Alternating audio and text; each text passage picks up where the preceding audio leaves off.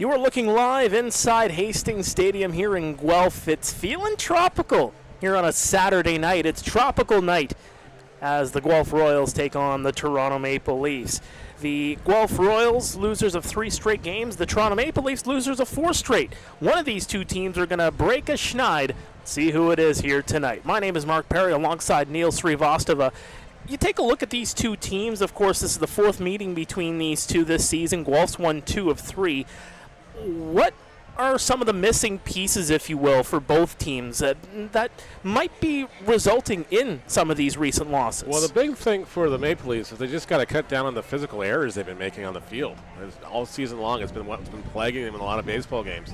Just a lot of errors and just missed opportunities, extending innings, letting teams get extra outs in innings, which has just come back and bit them in the butt, as they say. And with the Guelph Royals, it's just lately they've just not been able to put any solid contact in baseball. It's been relying too much on the home run swing here and there rather than, working for singles, working for extra base hits, maybe play a little bit of small ball in some situations to extend some innings here. And you mentioned relying on the home runs. For the Guelph Royals, they have not hit a home run in the last 8 games. Their last home run came off the bat of J.D. Williams back on June 23rd against the Kitchener Panthers. You'll hear in just a second here from Dino Ramel what they have been seeing here and what they have seen in terms of success since then in having to try to get that small ball going. He feels like you can see a lot more of it as we're going to actually turn it right over to Dino Ramel, the field manager for the Guelph Royals, who is going to have a conversation about that, as well as what we can look forward to between these two teams. All right, it is tropical night here at Hastings Stadium. Dino, two teams here tonight battling, two teams that have lost multiple games in a row. It feels like almost a must-win between these two teams. How do you kind of get the win over a team that has been struggling here against the Maple Leafs? I think it's important that we get off to a fast start. Our bats have been really struggling for 3 or 4 games now. I thought we had a really good batting practice today. I think we worked on a lot of things that we needed to work on. Our pitching staff's done a great job, and we're expecting the same from Kush tonight against a really good offensive unit. So again, I think it comes down to really starting off fast, getting the lead, and trying to avoid facing Dustin Richardson late in the game. Now, started off the season strong, especially hitting the ball over the fence. You haven't hit a home run in the last 8 games, I do believe, but have been able to still find a little bit of success. How important has the small ball been to you guys in terms of the games that you have won in the last 6 or 7? Well, I think we have to get better at the small ball, because if you focus your attention on hitting home runs, you press a little bit too much, I believe. So today what we worked on was working the ball the opposite field, and then you get a pitch inside, you can pull it and maybe hit the ball out of the ballpark. So I think we have to do the little things well, and then those home runs will come in, and we'll be a lot better that way offensively. So there's a lot of things that we need to work on. I think we need to relax and not press, and our offense will show up. We have too much talent. Just to go back on Kush, coming into this game, one of the best pitchers in the IBL. How important has his success been for the team's success here? Well, it's not a surprise to us. He's a talented pitcher. I think he's one of the best right-handers in the league without question. So we're expecting a great start again. It's very, very important. I mean, you look at your aces in a lot of teams at different levels, and they're the teams that end the losing streak. So we're waiting for Jacob to do a good job tonight and hopefully end up a run that we're not really happy about. It's a tropical night. The sun is out. Afraid of any kind of sunburns here? No, but tropical night. I hope we get hot quick. Awesome. All right. Thanks, Best Mark. of luck. Appreciate it. Enjoy the game. And that was Dino Ramel, the field manager for the Guelph Royals. And Neil, one of the things that he talked about in there was trying to get that contact going, particularly in batting practice earlier on today, and just trying to get the guys, maybe some confidence up in getting that contact into the outfield, and and like you kind of touched on as well, not necessarily having to rely on the home runs to find a lot of that success. Yeah, it was just a matter of, sometimes some situational hitting would be a better benefactor for the Royals as far as that stuff goes. They were trying a little bit in Welland, but unfortunately, with the Jackfish and their very strong defense, they just couldn't get anything going. Of course, when Brandon Underhill goes out there and throws an absolute gem against you, it doesn't help things. For the Guelph Royals, of course, a pair of 3-0 losses to Welland on Tuesday and Thursday. Last night going into London and losing 6-2. coming into this game here tonight, Sneal, the big story, the return of Blake Simpson. Only played 4 games so far this year, but he had a great 4-game stint before he went to the MLB Draft League. Well, exactly. Went to the draft league, and now he's back, and hopefully going to swing for the fences a little better, just at least get some gaps in here, too, and help with the Royals out there as we'll pause for the national anthem here. All right, we will return after this. We got some baseball on tap here at Hastings.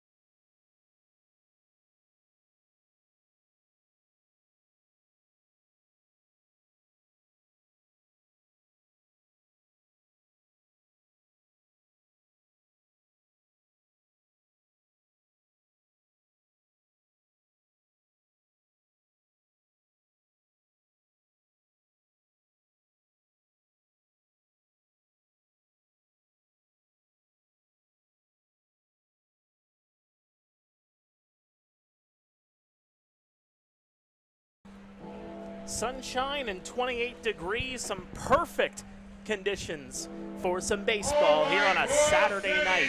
Mark Perry, Neil Srivastava here in the broadcast booth at Hastings Stadium. Starting on the mound here for the Guelph Royals is going to be Jacob Cush.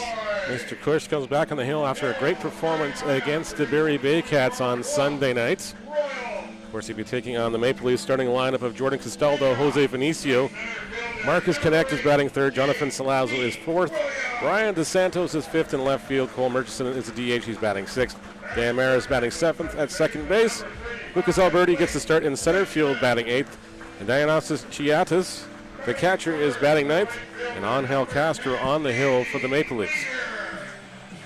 Now for the Maple Leafs, taking a look at what they're able to do. Of course, this season, 8th in the IBL when it comes to batting average, but they have some heavy hitters and some guys that can really get on base. You look at the leaders in the IBL when it comes to walks. 1, 2, 3, Jordan Castaldo, Justin Mara, and Ryan DeSantos, 22, 17, and 17 respectively. Exactly. Those guys are just, they're veterans on this league, and they just know how to work counts and work counts in their favors and find ways on base even when they don't have to hit the baseball. Sometimes you can just find a way on base via the walk. A lot of patience at the plate. One thing in that as well, it's almost you live by the sword, you die by the sword kind of situation. Yes, you're the league leaders in walks, but also when you take a look at DeSantos, for example, he's also struck out 30 times. That's tied for second in the IBL. Yeah, sometimes some guys in the lineup are just, swinging for the fences a little too much. And, sometimes they're battling through there and getting a lot. It's interesting to see how many called strikeouts he's got as far as that. Unfortunately, I don't think the stats go that far in depth as far as whatever, but you'd have to see how that goes. So against Jacob Cush, of course, Cush has played the Maple Leafs twice before this year, back on May 18th. That was the season opener, technically. Of course, the other one was rained out against Hamilton. That technically ended up being the season opener. Went 4 innings, didn't give up a run, didn't give up a hit in those 4 innings of work. Struck out 8 in that contest as well. You go to June 8th, meantime, it was a 6-1 victory for Toronto here in Guelph. He went 6 innings, he struck out 8, only gave up the 1 earned run only gave up 3 hits in that one as well. That was a game where a lot of the hitting took place later on in the contest. So again, Guelph winners of 2 of 3 in this season series. It'll be interesting to see how Jacob Cush pitches to the Maple Leafs here tonight. It definitely will be. As the youngsters getting the crowd going here. And it's filling in nicely. We were worried about half an hour ago. We looked down and there wasn't too many lawn chairs down there, but I stand corrected. It is full down the left side and filling in nicely down the right side as well. I will say it's quite colorful here as well on Tropical Night. Everybody dressing in their best Hawaiian outfits. I got to dig this one out of the closet for the only time I get to wear it anywhere. So it's like, okay, cool. Got the lays going. I think I still have some of my Hawaiian shirts dirty from when I went to Dominican last year. I don't think I've taken them out of the closet ever since. Well, we're in the packing process, so Jenny had to put this one separately aside. So you're wearing this on Tropical Night, right? Yeah. And we got, you look down the stands here, and like some people went all out in the decor. All they're missing is the tiki torches down here. They got the martini glasses, they got the lays skirt, they got the grass skirts, they got the lays, they got the floral headbands too. The only thing that's missing is the sunburns. Yep, only thing. Jordan Castaldo is going to lead things off here for the Maple Leafs. Again, losers of 4 straight games, a team that has been struggling, bottom of the IBL standings at 7-18 on the year, a game and a half back of Brantford. Of course, 9th. You end up missing the playoffs altogether this year, as that one goes well inside.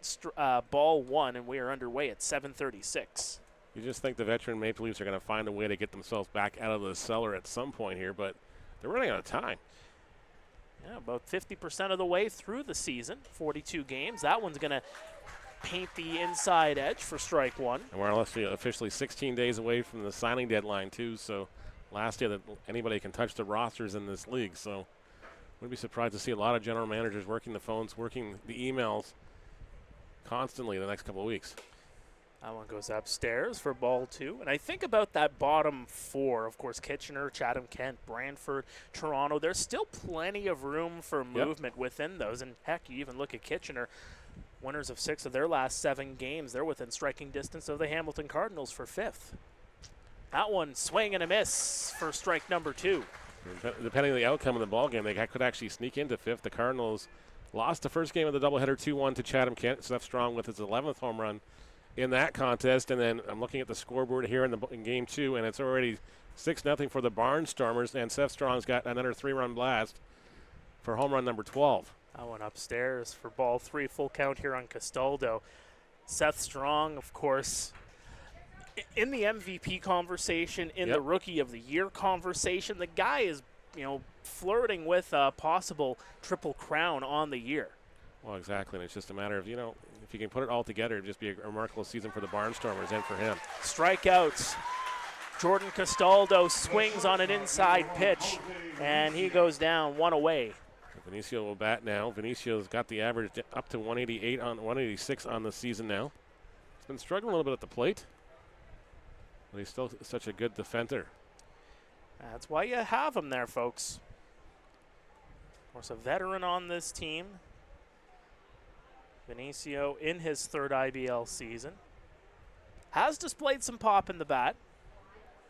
As mentioned before, doesn't have a hit in the last 2 games, but was getting some consistent contact throughout the month of June.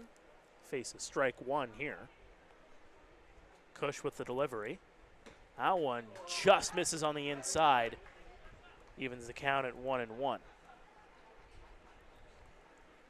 course, Cush, 8th appearance on the year, 7th start on the season. The delivery, that one goes high into right field, and Andy Leader will camp underneath it and make the catch. 2 away. Still takes a while for me to get used to seeing Andy Leader's name in the Guelph Royals lineup here. Well, he's starting to fit in. I mean, he has been struggling lately at the dish, but again, Andy Leader, one of the best outfielders in the league over the last several years, of course, spending 6 years with the Kitchener Panthers in center field mainly, ends up moving over to right, so he can patrol such a wide array of ground there and right. Marcus Connect now comes up to the plate, batting .230 on the season. The lefty watches that one go outside for ball 1. Of course, Jacob Cush, a 1.80 ERA, He's worked through 35 innings this season, 47 strikeouts to 18 walks. He's been one of the best, folks. The 1-0 is going to be popped up. LaRue camping underneath at shallow center field, and he'll make the catch. The 1-2-3 inning. We'll head to the bottom of the first. No score here at Hastings.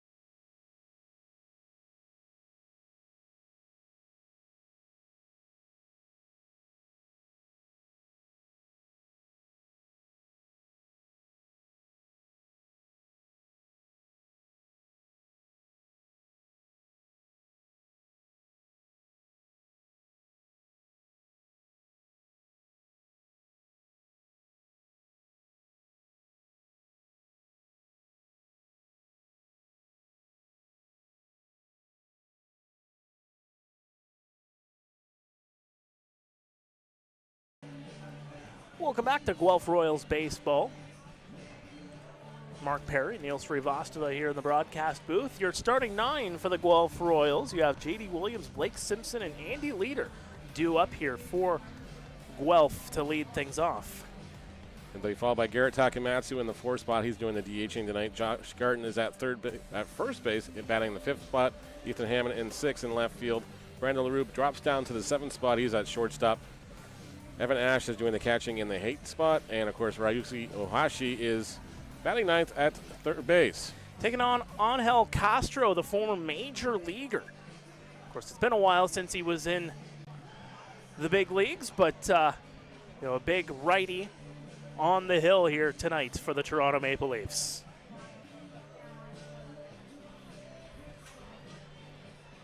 Castro, when he's on, he's definitely will rack up the strikeout counts, that's for sure. When the velocity's there, it's definitely overpowering at times.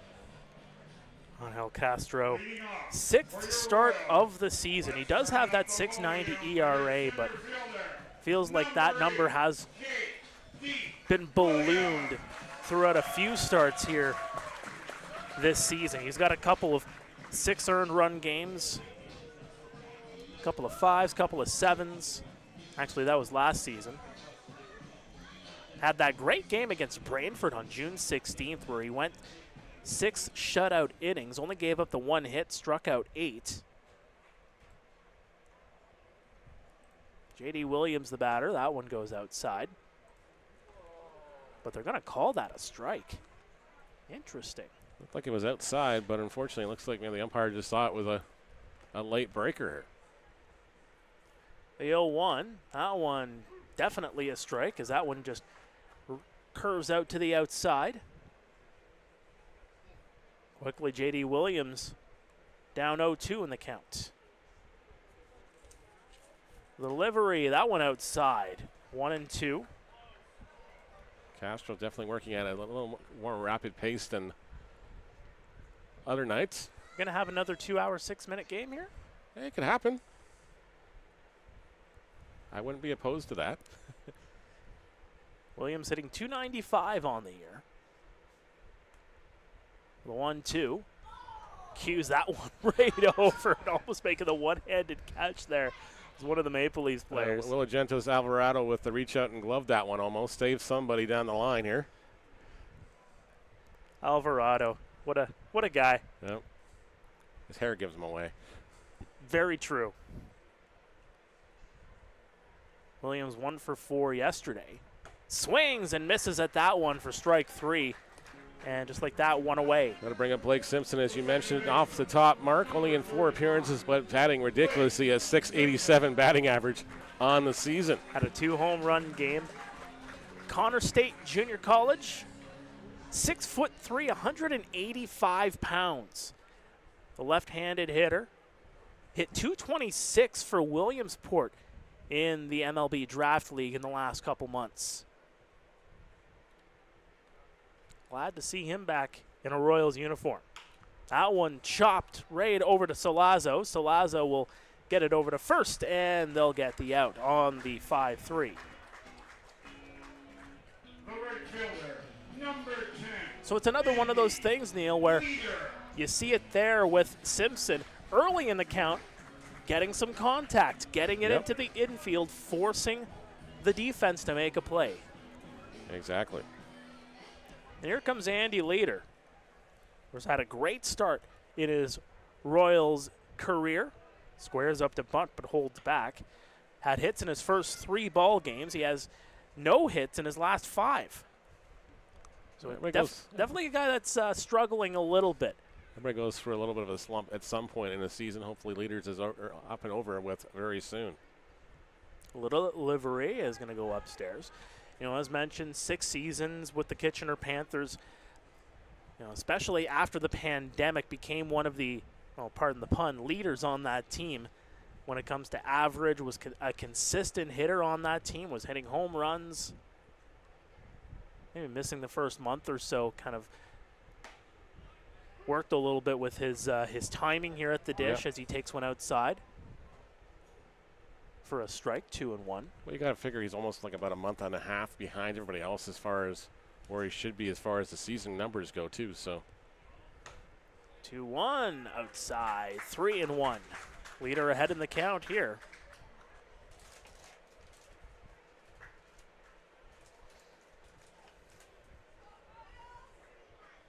He's coming up on his 27th birthday.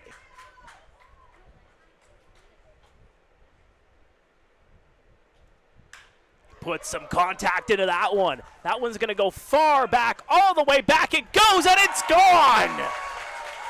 Andy Leader goes yard.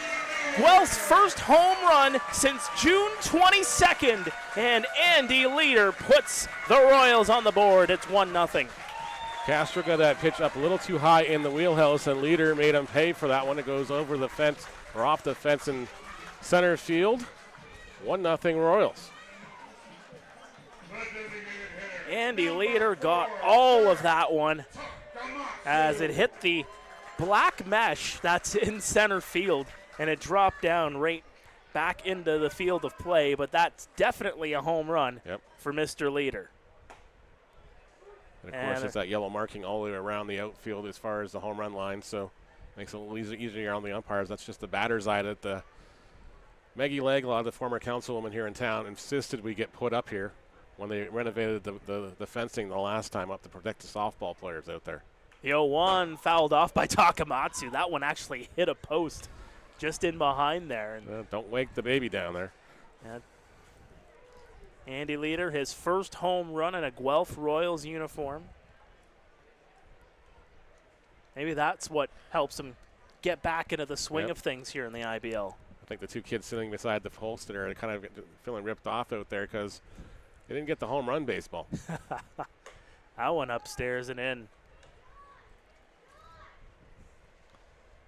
Takamatsu, the designated hitter here tonight, hits in his last 2 games, only hitting .83 against his former mates from Christie Pitts. Of course, his first at bat back at Christie Pitts with a solo blast, much to the delight of the Bushmen. Surprised those guys aren't here tonight. They usually make the trek. Are Bushmen, would they be interested in a tropical night? I'd like to see what they do for a tropical night. I'd like to see. We almost want to challenge these guys to, show up with some gear tomorrow at Christie Pitts in full tropical attire. That one's in, 2-2. Tag us on Instagram. Please tag us on Instagram. Wear the lays, wear the Hawaiian shirts, even if you have to take them off afterwards. Yeah, we just want to see it. Just want to see it. You guys have some fun down there. Absolutely. Of Of course, you're on the top 5 things to go do in the IBL. The 2-2, that one downstairs, 3-2. Of course, Toronto will host Brantford tomorrow afternoon at 2 o'clock. Guelph gets a few days off. They will host Welland this coming Tuesday.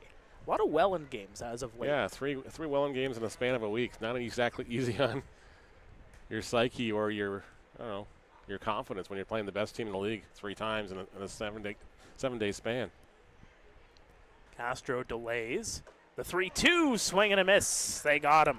After one complete, the score, Guelph Royals. So they get a couple of strikeouts. Andy Leader, though, puts 1 yard, and it's 1-0 Guelph as we head to the second inning here at Hastings.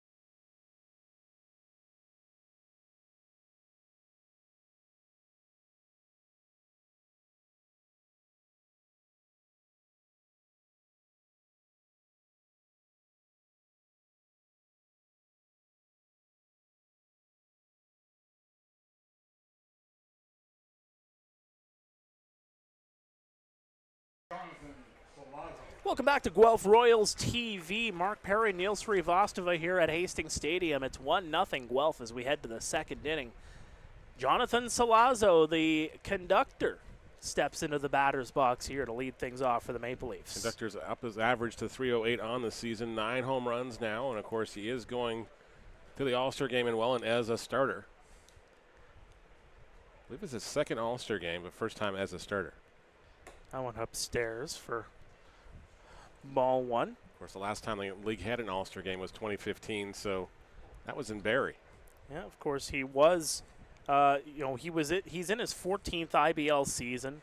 First team All-Star as he sends that one a long way down the right field line, and that's a fair ball. Salazzo circles around to second base, and he's going to get in there standing up. If he had any extra wheels, the conductor might have been flirting with a triple there.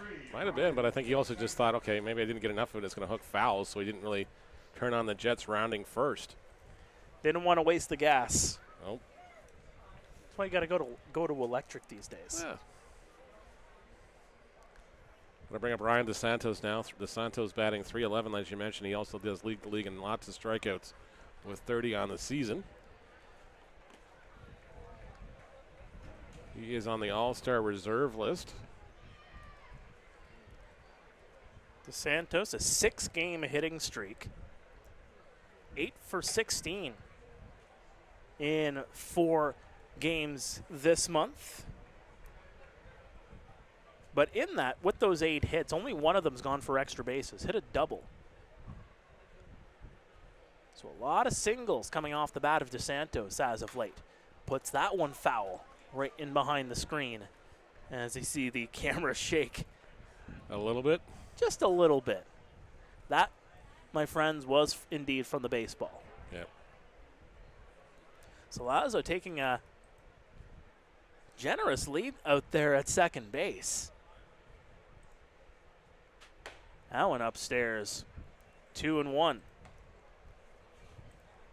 course, a number of games happening on a Saturday night in the IBL. Usually it's on a Sunday that things are this busy, but a little bit of everybody battling tonight. Only the Kitchener Panthers not in action on a Saturday. Well, that's what happens when you have a 9-team league. One of them has to sit out, and it was the Panthers' night to do so.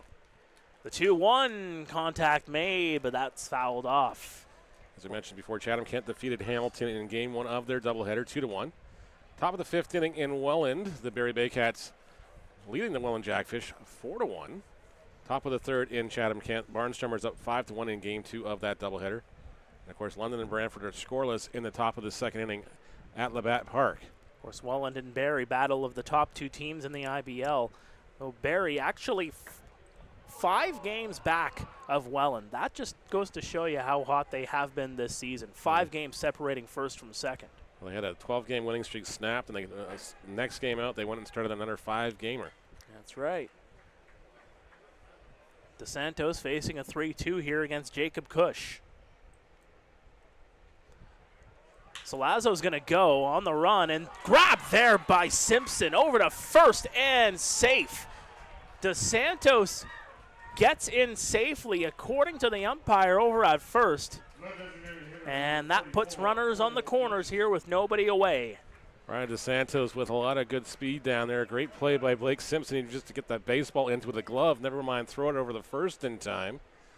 But DeSantos was able to leg it out for an infield single. On the pitch, Salazzo was already trucking toward third.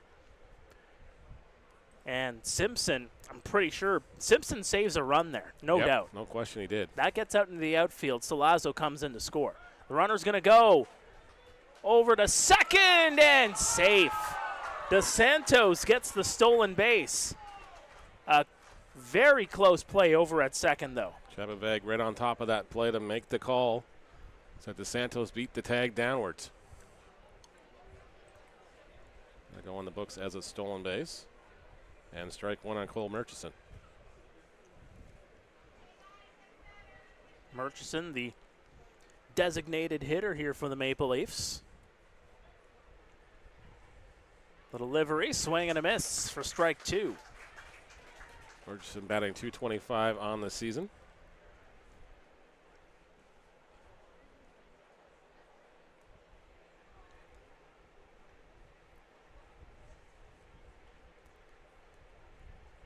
You listed as an infielder, first season for the Stouffville native with the Maple Leafs. Just 23 years of age as that one's taken up and in.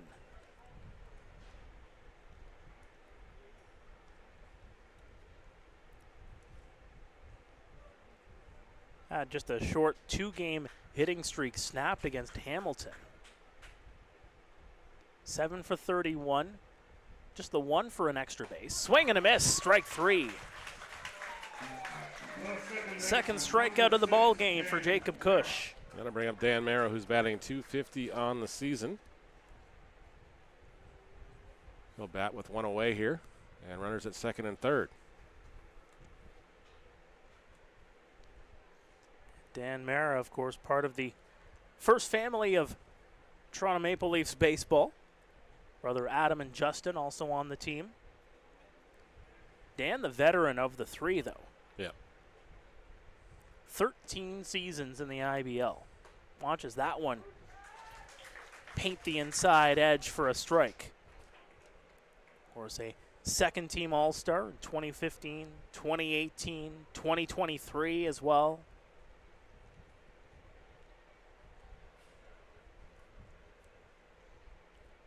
The 0-1. Contact made. That one's playable. Leader comes over, and he's going to make the catch in foul territory. A throw to home meantime, and that's not going to be in time as Salazzo chugs into home. We are tied at 1. That's just a great play by Andy Leader to make that catch and then stay in fair territory. And stay in territory anyways, not go out of play with that baseball. Throws it home to just make sure that DeSantos can't come home from third. That was a great throw. That actually, if it was on line, would have been very close. He didn't miss by much, did Andy Leader, from that throw. Give Dan Mara the sacrifice fly and the RBI on the F9. Salazzo comes in to score, and DeSantos goes to third on the play. Lucas Alberti now the batter. First pitch he sees, he makes contact. Leader's going to camp underneath it in right field. He'll make the catch. Didn't have to walk over too much. And we are retired. But the Maple Leafs put one on the board. We are tied at 1 here at Hastings. Stay with us. This is Guelph Royals baseball. It is Guelph Royals TV.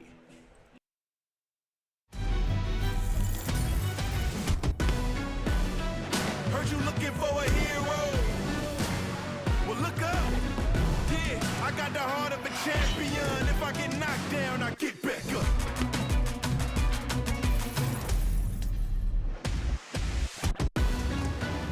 I got the heart of a champion. If I get knocked down, I get back up.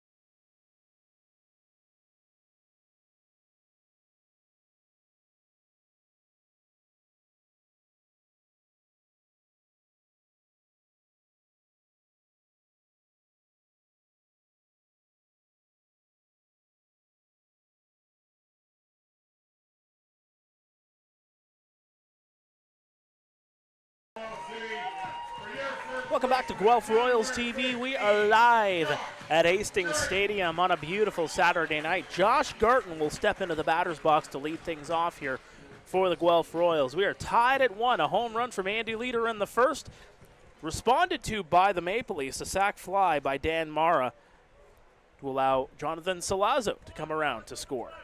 Garton will lead things off. .322 average on the season. 7 home runs. First pitch he sees, he sends that one a long way foul down the left field side. He had a foul ball at Labatt Park last night that went off the back fence in right field. That takes a bit. Yeah. The 0-1, that one outside. Usually, like, the guys get it usually on the grassy knoll out there or something, but Matt Hitchcock was mentioning it on the broadcast to Dylan Baker and Noah Smith last night. It was off the fence. And it was loud. We're sitting .333 in his last 6 games. Chopper is going to bounce into foul territory. Of course, had a torrid start to the season, but has calmed down quite a bit since then. Is that around, what, 750, I believe, at his peak, but 6 games in. He was the May Player of the Month, the Rawlings Player of the Month for the month of May. The 1-2 upstairs. But again, a guy that's, and you're going to see that with everybody, right? Yep. You're going to have ebbs and flows, ups and downs. It seems like Garton, after getting that little bit of a downward spiral, if you will, in the month of June, starting to climb right back up and starting to get the bat hot again. The 2-2 holds off on the swing. That one did not go around. The appeal over to the third base umpire.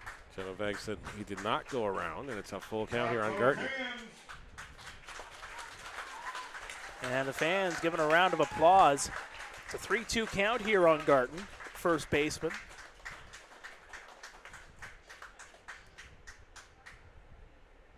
The veteran chops that one down the line, foul yet again.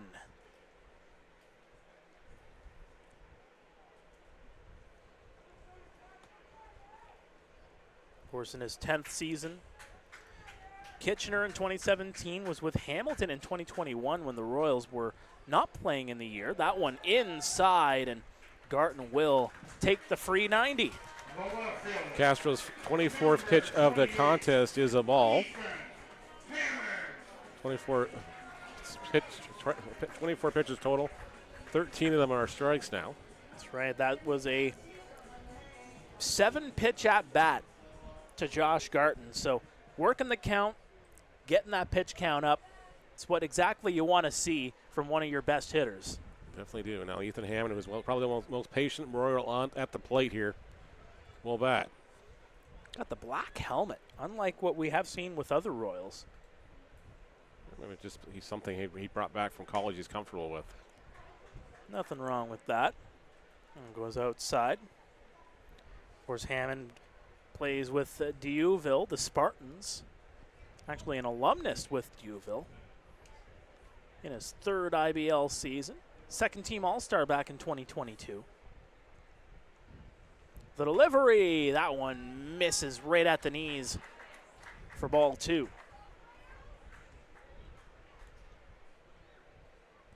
Surprised they haven't fired the lights up yet. I'm sure we'll get to that point. Yeah, but usually they have them at least starting to come. They do take a while to get warmed up here too. So sunset is scheduled for the top of the hour at 9 o'clock. So we got about 54 minutes left of sunshine before we get to under the lights baseball. There's a 3-0 count here for Ethan Hammond. The fans getting loud here at Hastings. And we got a ball 4 chant going. The ball flyers will be up in arms. The 3-0, that one goes in for a strike. So a 3-1 count quiets the crowd here a little bit. Of course, Hammond just in his 7th game of the season. Came back on Canada Day, if I'm not mistaken. Yes, indeed he did. Battled in that 3-1 loss against Brantford, went 1 for 4 in that game.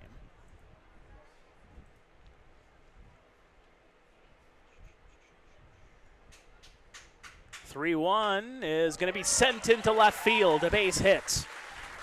Hammond wins that battle. Runners at 1st and 2nd now with nobody away to start this inning. That's what you want to see for a response if you're a Guelph Royals fan. And now you look at Brando LaRue, and you think about LaRue. He's been up and down in the lineup this year. You've seen him a lot in the leadoff spot. You move him down into the 7-hole. That, I think, is more of a telltale of how deep this lineup has been and how deadly this lineup can be when they're firing on all cylinders. Exactly. It just gives Daniel Ramel an opportunity to put somebody down here he can rely on to get a hit in a situation like this. So runners on 1st and 2nd. Oh, it's going to drop down the line. Well, foul. Salazzo touches that one in a hurry to make sure it is called a foul ball for strike 1. LaRue getting a lot of bat on that one, trying to drop it down the line. You saw last night Raul Gonzalez with an absolutely stellar play for the Panthers down the line on a bunt by Brandon Nicholson. I thought for sure he had no chance to get Nicholson, and he just threw him up by 1.5 feet, and I'm like, okay. He's good for those, not even using the glove, right? Yeah. He's been doing that a few times. Barehanded. I'm just like, I swear he likes to pitch in front of, play in front of those TV cameras. That one's going to go down the line, and he is safe. Dropping the ball there was Mara. So we have the bases loaded with nobody out. A great bunt there by Brando LaRue, dropping it into the infield. Everybody is safe. That'll be a sack, reaches on an error on the second baseman, Mara. So a sack E4, and the bases are loaded. And that's going to prompt a visit from Sam Green, the pitching coach. And what do you think the conversation is here? How do the Maple Leafs get out of this jam here with the bases loaded? I think and it's more out? just to take a breath here. Let's relax. We'll make sure we know what we're doing on whatever might happen in this situation with the catcher Evan Ash coming up here. Who's covering what on what situation? If they show bunt, who's going where? Ryusuke Ohashi is in the on-deck circle. Evan Ash, the catcher. He came through with a huge hit last Saturday night against the Cardinals in the 9th inning. Or sorry, the 10th inning. Guelph hitting .367 with the bases loaded coming into tonight. Just 30 at-bats, mind you, but when you're hitting .367 with, you know, a lot of at-bats, if you will, that's not bad. Not bad at all. That one sent down the line, foul.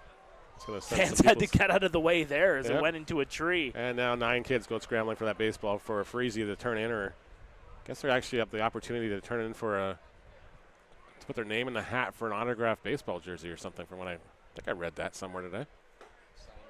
Swing, and he missed for strike 2. Much better than a Freezy. Baseball costs about $9 now, so the Freezy's only $1. So I don't know. Hey, when it's a good Freezy, though. I know. Huh. Yeah, you get the best of both worlds there. And there you go.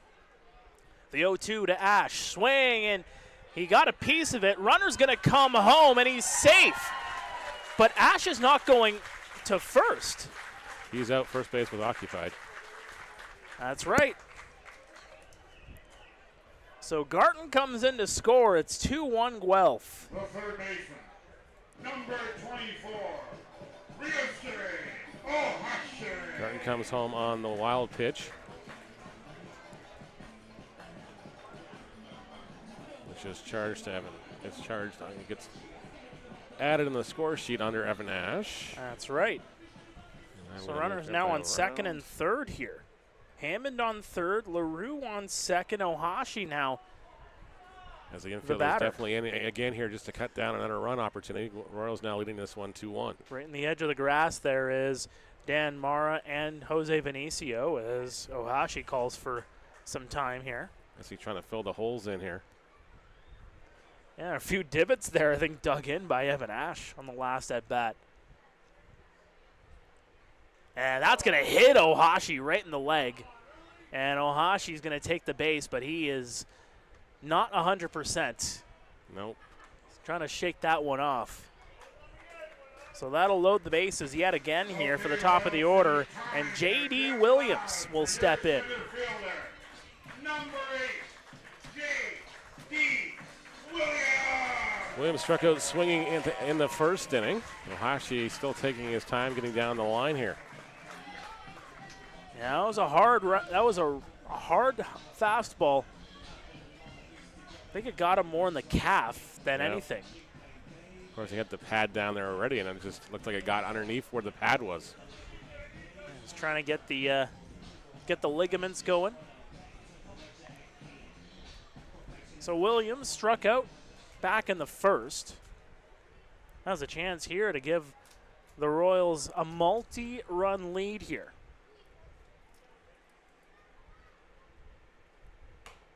And that one just missed on the outside. Trying to find the edge was Castro, but not going to get the call. Of course, J.D., the Brampton native, former Cincinnati prospect, taking on the former Oakland prospect. That one's fouled off. Hits the exact same spot. I think the babies have actually woken up now. Yeah, I'm thinking so too. If not, it's a very slumber sleeper. That's the second baseball that hit that stanchion here in this game.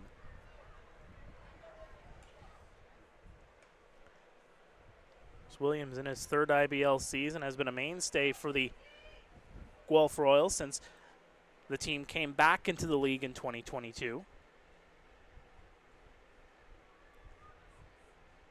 Castro deals. That one's put up high. This could score a run. It's in shallow right, but they're not going to test out the arm. And that is just going to be an F9, and Hammond's going to stay over at third. And bases will remain loaded now with 2 away for Blake Simpson, the second baseman. He grounded out 5-3 in the first inning.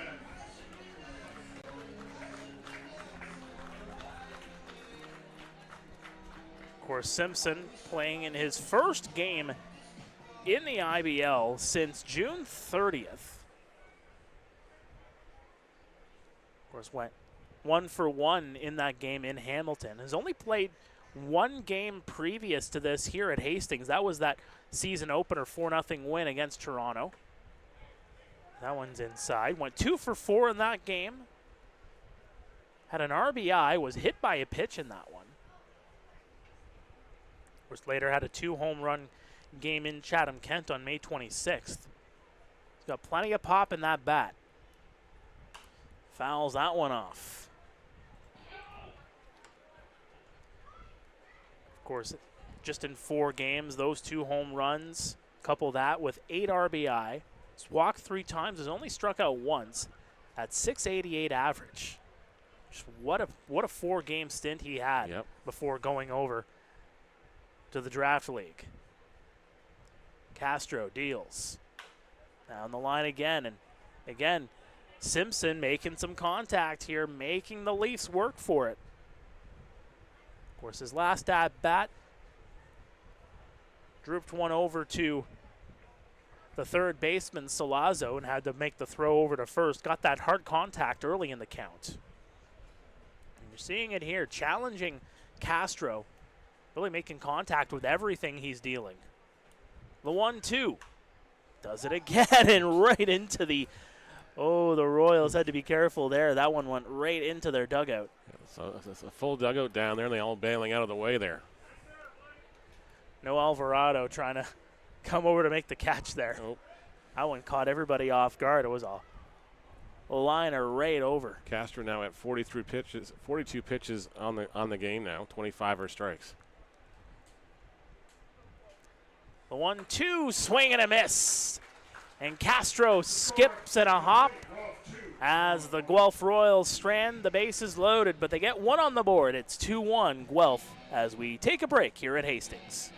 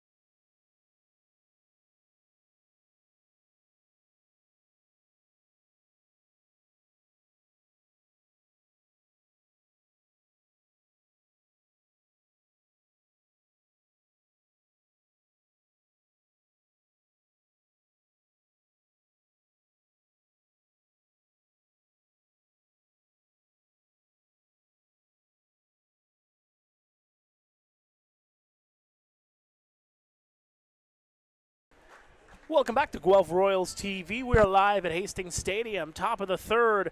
Dionysius Chialtis in the batter's box for the Toronto Maple Leafs, looking to respond to a 2-1 deficit. First pitch thrown there by Cush goes upstairs, just above the batting mitts of Chialtis for ball 1. That's his first at bat of the night. Chialtis takes one upstairs. Hitting 143 on the campaign. It's appeared as a pitcher, actually, in one game this season against Kitchener. Yeah. Swing, and he got a piece of it there. Of course, that was in Kitchener. It was a 10-2 loss at home to the Kitchener Panthers. Surrendered the hit, surrendered the earned run. Faced 5 batters in that one. The 2-1. Just to the outside, just missing there was Cush. Was that the game that Sam Green got injured in? I'm trying to remember if that was one. I am trying to remember that one as well. I believe so. Like, I'm pretty sure that's why he went in there, because Green got injured and he was like. Actually, no, it was not. It wasn't? Okay. Swing and a miss, strike 2. Chialtis actually closed out the game for the Maple Leafs in that one. Alvarado started it. You had Lanu go in, Adam Mara. Yeah. Lepard, Tomachko also went in that one for the Maple Leafs. They had 6 pitchers come in. It was a 10-2 loss. Keep that in mind. Fouls that one off. And again, in that one, that was just this past Wednesday, just 10 days ago. Kitchener had that 5-run second inning. 5 of the 7 hits for the Maple Leafs in that one came from their 7, 8, 9 hitters. That's when Jarvis had a double and Jacqueline had the triple off the fence, which is very rare at Dominico Field. Hey, with his wheels. Yep. And that one just misses the corner. And Chialtis will get the free 90. Leadoff man aboard for Jordan Castaldo here in the 3rd inning. Castaldo went it down swinging in the 1st. And what a career for Jordan Castaldo. Thought it was going to be his last time around in 2023, but said, I got some unfinished business, folks. I got to come back. You know, you're hanging around with the guys in the batting cage when they're doing their reps and everything else. It's hard not to pick the baseball bat up and take a couple more hacks in there and say, yeah, I can still do this. Exactly. Now into his 16th season. Watch as that one miss outside for ball 1. A 10-time IBL All-Star, a 6-time IBL champion, of course part of that 6-peat by the Barrie Bay Cats. Of course, the last man to hit for the Triple Crown in this league as well. Swing and a miss for strike 1. And there's a guy over in Chatham-Kent that might be wanting to take the reins on that one. Might be saying, hey, hold my Gatorade here. Is it an orange Gatorade? I don't know. No, I don't know which one. I forgot to ask Seth what his favorite Gatorade was. I'll have to ask him next Saturday. That one's inside. I thought you asked him everything in that interview. Pretty close to it. And of course, then of course we lost the Zoom call at the end. I'm not sure why though. There's a debate on Instagram. What color do you think this is, green or yellow? I don't know.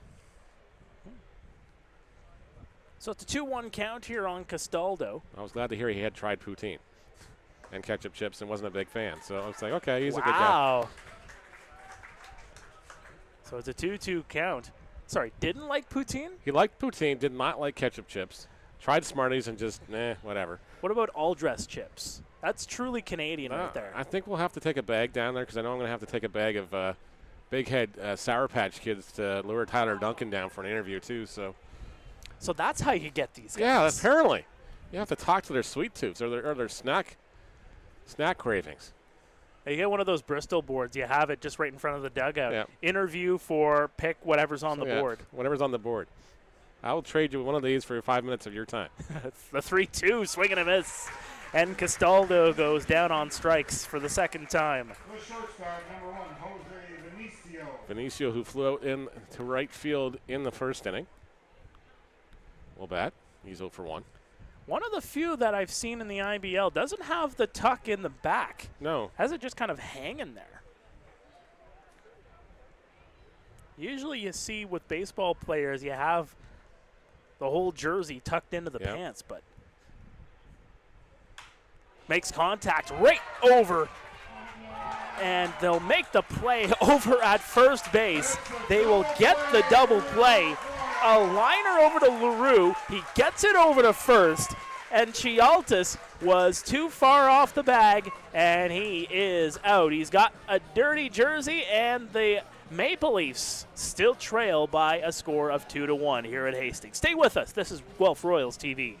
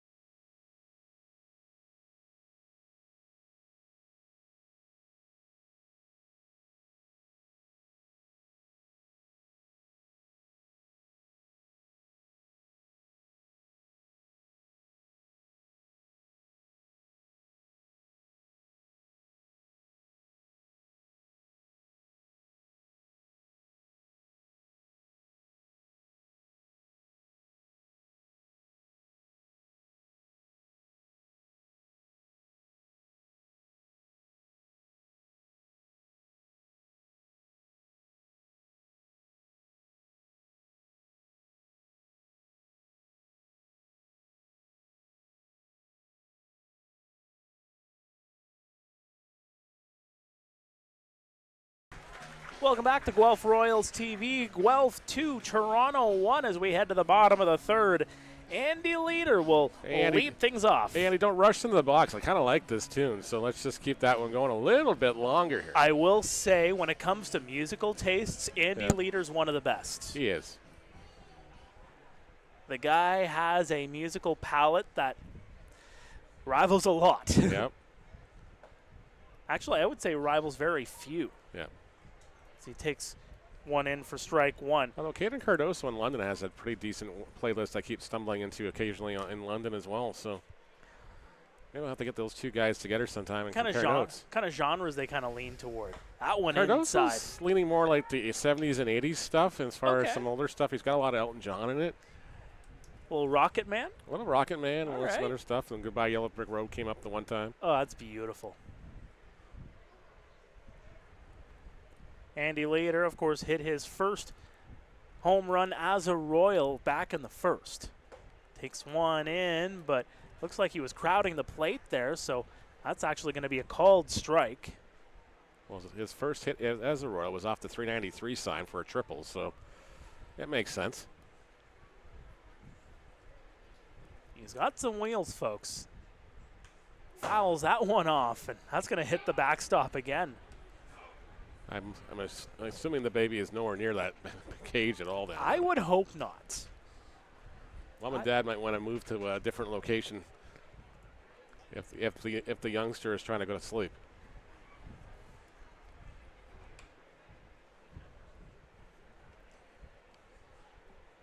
Leader will step back in, really taking his time here on this at bat.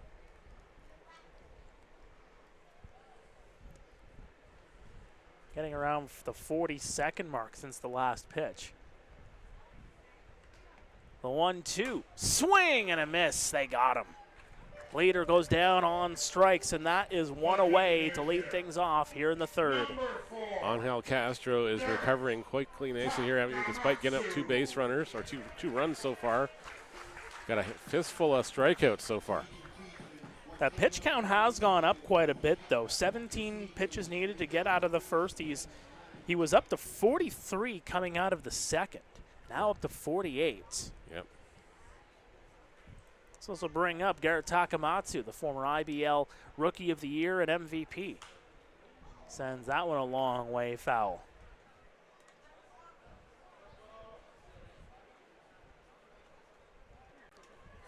Of course, Tak signed in the offseason with the Guelph Royals.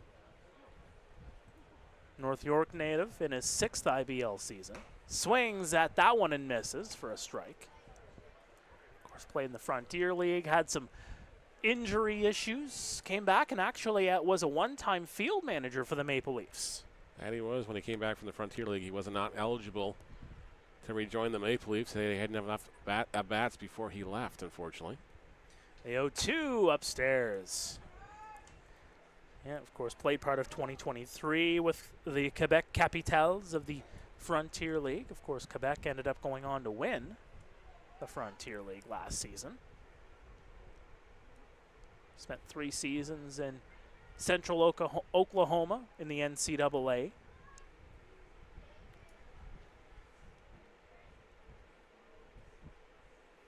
Starter step there by Castro. Swings and misses for strike number 3.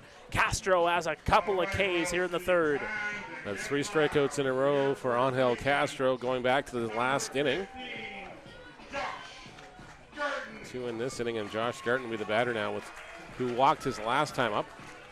Castro's up to 6 Ks here tonight. Doing some yeoman's work on the hill. Josh Garton walked and scored back in the last inning. He generally loves pitching on this mound. Always has. Of course, we had a classic matchup between him and Claudio Custodio not so long ago in this very ballpark. Swings, and that was kind of a half swing. Garton knew that he got him flat-footed. Strike 1. Of course, Custodio still pitching in the Venezuelan League. Haven't heard Dino Ramel absolutely rule him out for the season. Of course, still on the inactive list here for the Royals. It's just a matter if he can get a visa in time. That one's in for a strike right at the knees. Garton can't believe the call. Shakes his head here and we'll look back at his bat here and just try to get back into the swing of things here. Behind the count now 0-2. Castro delays. That one upstairs, 1-2.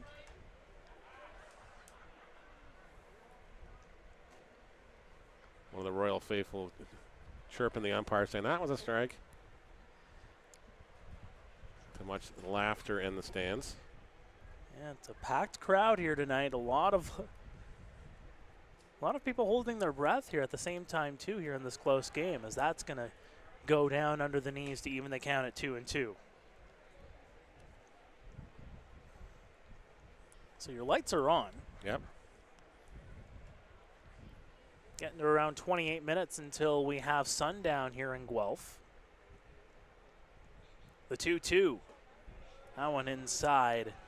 3-2. Very similar position to that second strike in terms of where that location was. Yep.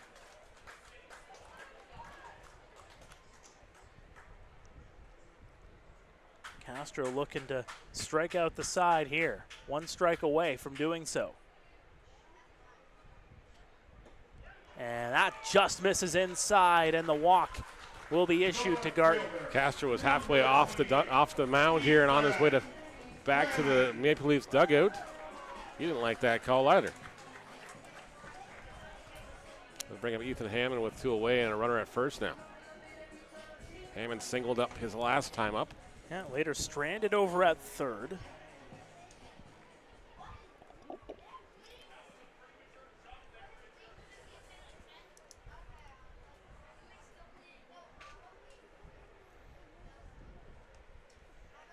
See what Hammond can do here for some damage. That one's going to be fouled off the mask of Chialtis.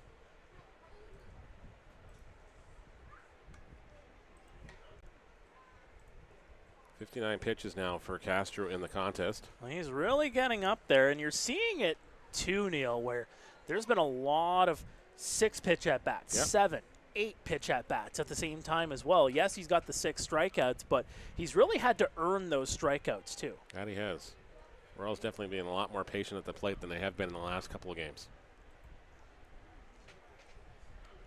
And the thing is, even with the Royals too, is that patient at the plate, but they're getting a lot of early contact at the same time too.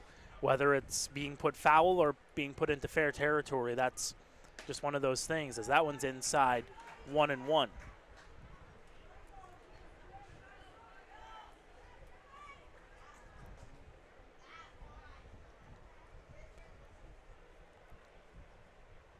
Ethan Hammond, his average up to 278.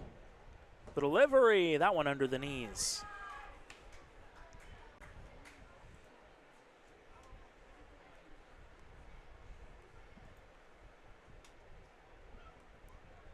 Of course, came into today with a 235. Hit 300 last year. Was one of the better hitters for the Guelph Royals. Had 48 hits last year. That one's inside, 3-1.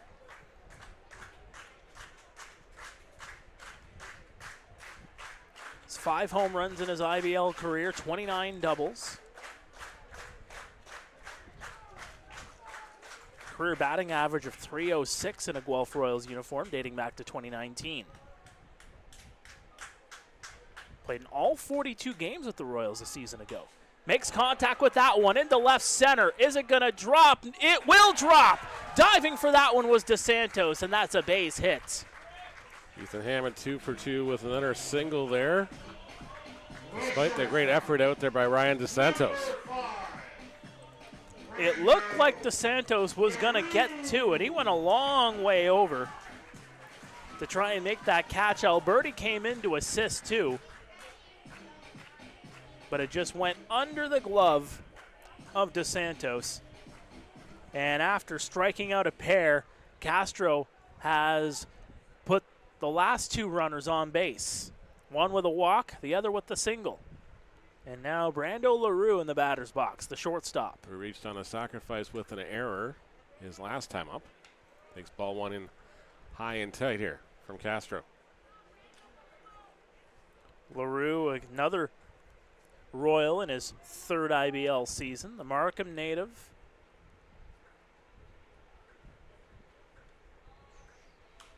Fouls that one off. Hit 10 home runs in 2023 with Bossier Parish, the NJCAA Division I school. Was at a .353 average with them. Spent this last spring in D1 NCAA with Florida Atlantic. Had a great season down there. Yes, he did. 48 hits, 57 games. Had 7 stolen bases on that as well, so utilizing his speed at the same time. Fouls that one off into the fence.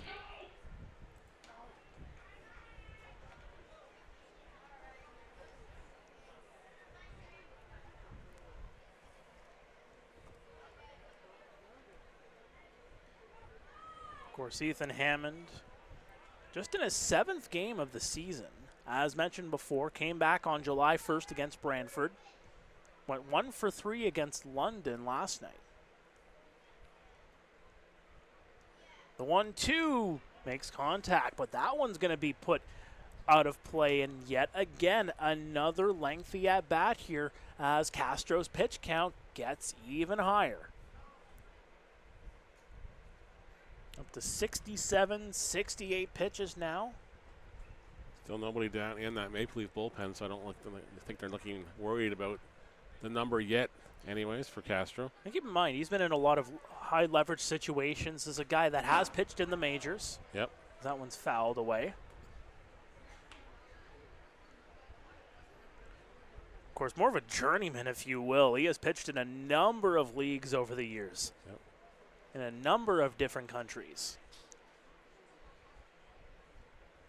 Third base umpire Chebeveg taking a look at that baseball. Make sure it's still usable. Oh, I got a chunk of the fence. Yep.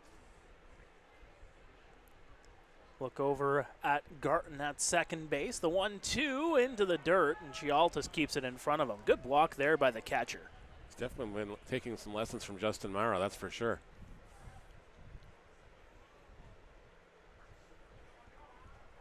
I believe Mara's on the bench as the catcher tonight. I don't think I actually saw him. I didn't see him either. He usually waves up when he was walking past or something, but I don't think I saw him tonight. That one's upstairs. Of course, Adam Mara, the pitcher, is in the bullpen. Get those hands clapping. So it's a 3-2 count here. Runners will be off.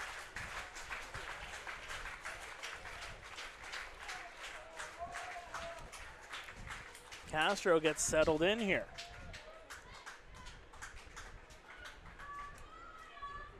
The 3-2 coming here. And Castro steps off. I believe that was actually LaRue who stepped out, possibly. Yeah. That won't be a disengagement charged on Castro. It was on LaRue on the call. He called time. And that one's into the dirt. Bases loaded for Evan Ash. Faced the same situation in the last inning. And Sam Green's coming out for another conversation here. The second mound visit that'll be charged to the Maple Leafs tonight. So Garton over to third, Hammond on second, LaRue on first. Evan Ash struck out in his last at-bat. Of course, the Acton native. 30 hits in 42 games with Southwest Tennessee.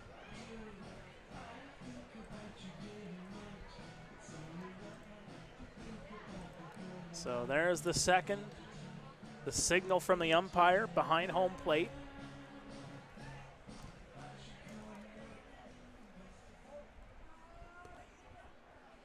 Yep. Of course, that is Daniel Newell calling the balls and strikes tonight. So you have a mound visit charged and then a cross-up, so no extra mound visit taken here as Gialtis had to go back out to talk to Castro about signs here. It's a big situation here for the Maple Leafs with the bases loaded. Evan Ash will fire that one up high. Gialtis coming over, he'll make the catch. And the Maple Leafs for the second inning in this game, and now a bit of a fight there between Garton and Vinicio having a little bit of fun as Garton was holding on to the mask. But for the second inning in this game, the bases are stranded, loaded for the Guelph Royals, but they have a 2-1 lead as we head into the fourth. Stay with us. This is Guelph Royals TV.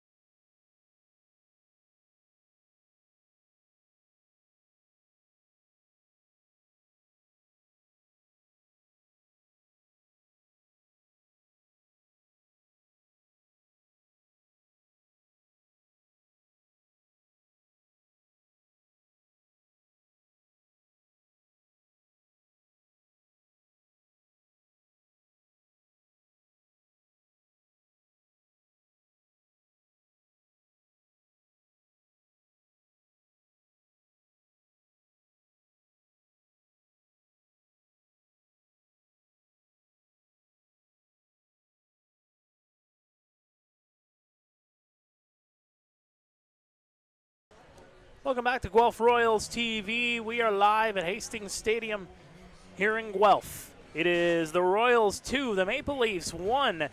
One of a number of games happening in the IBL. Neil, what do we got outside of Hastings Turning here to tonight? the Rawlings out-of-town scoreboard, Barry Baycats up 6-2 on the Welland Jackfish. That's now in the bottom of the 7th inning at the Pond in Welland. Top of the 5th inning at Fergus Jenkinson Field in Chatham-Kent. Game 2 of the doubleheader, the Chatham-Kent Barnstormers leading that one 7-3 over the Hamilton Cardinals. London Majors up 3-0 in the bottom of the 4th inning, or bottom of the 3rd inning on the Bat Park over the Brantford Red Sox. What a statement by the Barry Baycats. Again, a 7-3 victory against Kitchener on Thursday. And now coming in against the league's top team. And Kenisi Ijo has been a definite big-time player for them, for the Barry Baycats. 3 for 5 in that one. Brandon Hernandez, a 3 for 5 outing. As there's strike one taken by Marcus Connect to lead things off here in the top half of the fourth. Connect popped out to the shortstop his last time up. 0 for 1. Takes a ball outside there. Evens the count at 1-1. Connect, of course, working right field. Former Milwaukee prospect. Knocks that one down the line, foul. Of course, drafted by the Brewers in 2008 in the 23rd round. Opted for school instead. Ended up getting drafted by the Blue Jays a couple years later in the 3rd round. Played 5 years in the minors in the Blue Jays system. Of course, represented Canada at the 2011 Baseball World Cup. That one's in. 2-2. Broke into the inter-county originally with the Oshawa Dodgers. That's how far back he goes now. That was a long time ago. That it was. You're talking Oshawa Dodgers, partner. I the know. 2-2 outside. Remember his dad coming up saying it sounds like Connect, like Connect 4. I'm like, okay, so I never forgot how it was supposed to be pronounced ever since then. Now I just have the old Connect 4 commercial stuck in my head. Yep. Sorry. Go for it. Connect 4.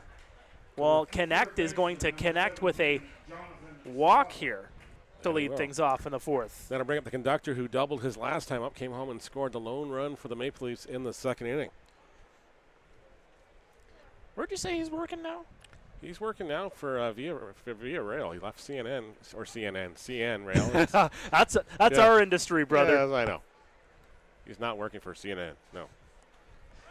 Connect's going to go into second base, and they got him. On the tag. Caught stealing as Marcus connects. Strike one called on Salazzo. Connects out. 2-6 on the putout on the caught stealing.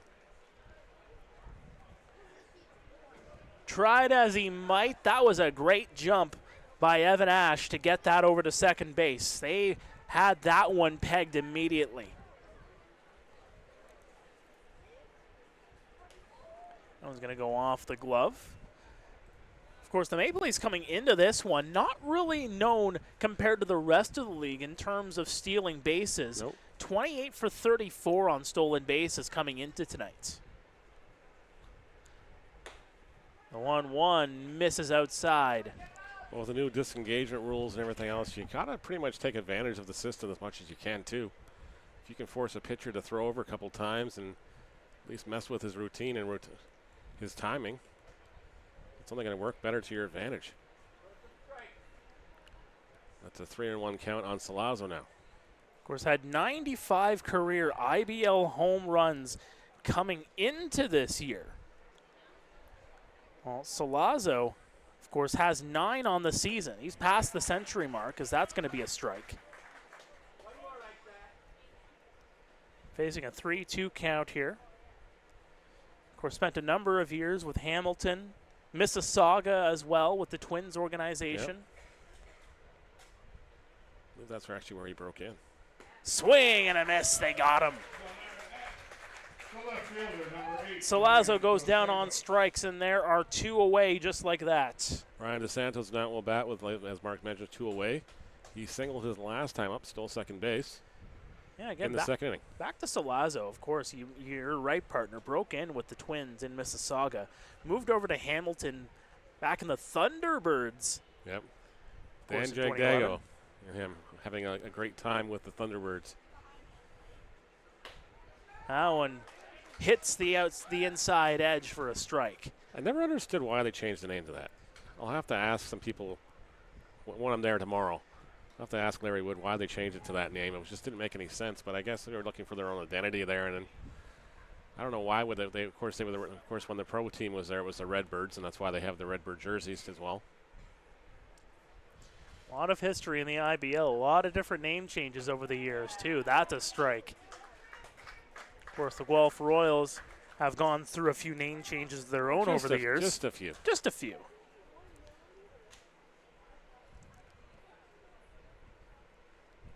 comes the 1-2. That one misses upstairs.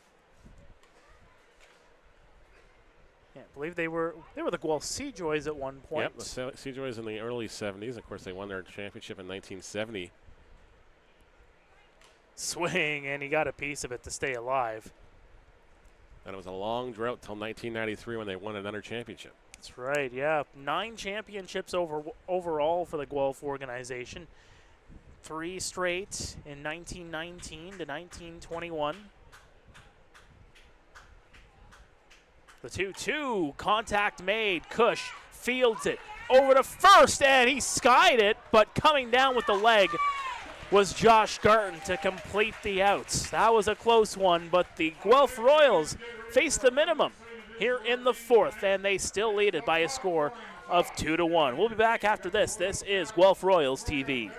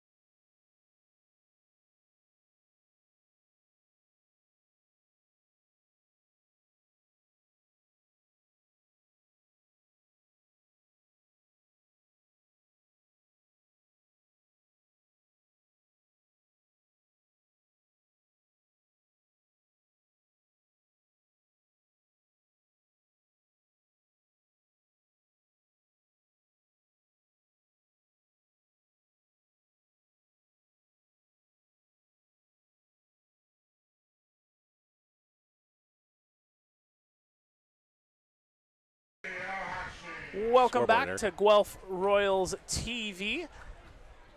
Got some of our staff members throwing out like they have arms like Tom Brady. Yeah. A few back row ones here. Ryoshi Ohashi in the batter's box here to lead things off for the Guelph Royals. 72 pitches for Angel Castro coming into this inning here. Again, with a game on Sunday. That one taken inside for a strike. Of course, the game on Sunday, they'll have a few days to prepare for Barrie next Wednesday. Maple Leafs have lost 10 in a row to the Barrie Baycats.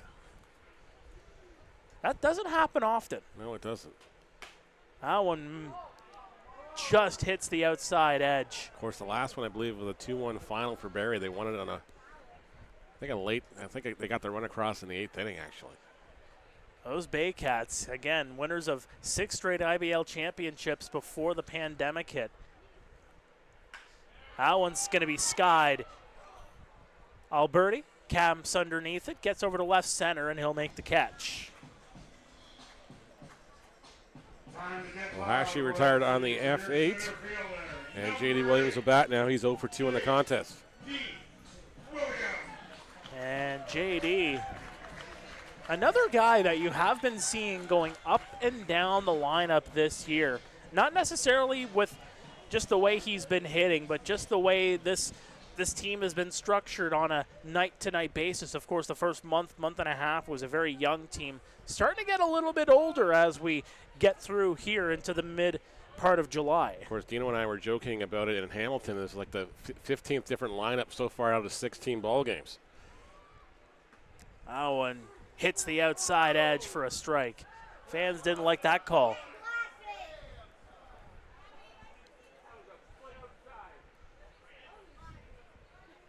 Even the little ones are picking on the umpire tonight. And Chialtis gets in front of that one. He had to dive in front of that one. Yep. It's a 1-2 count.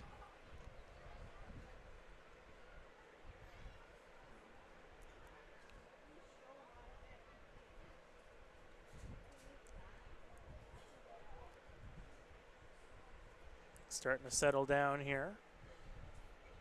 Nightfall approaching. That one upstairs, 2-2. Castro's definitely slowed down his delivery to the plate as well here. As you definitely noticed, the last few pitches have been taking a considerable longer time to get there.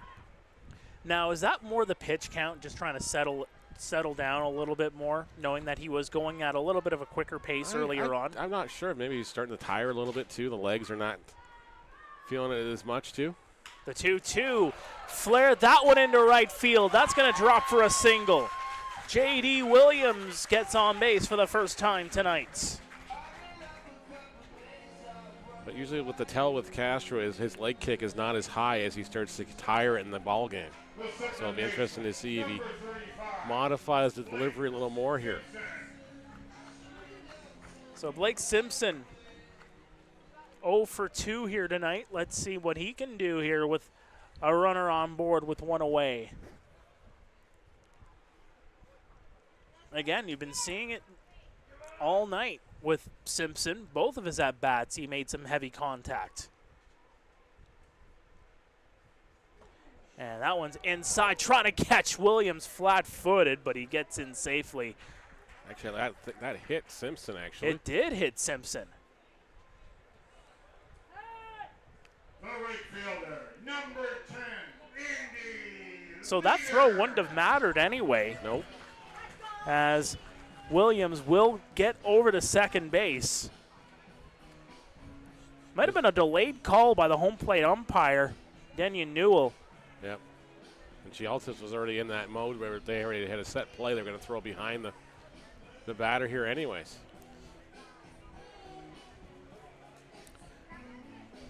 So second batter hit by a pitch for the Royals tonight.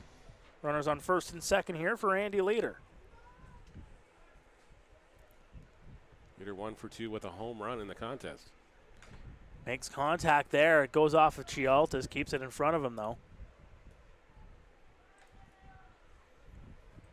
As this game gets into its deeper stages. You know, we have been even seeing it lately in the last number of games. You haven't been really seeing a lot of, double-digit scoring in Guelph Royals games, no matter if it was by them or by the opponents. A lot of one-score games, two-score games, a lot of close battles the Royals have dealt with this year.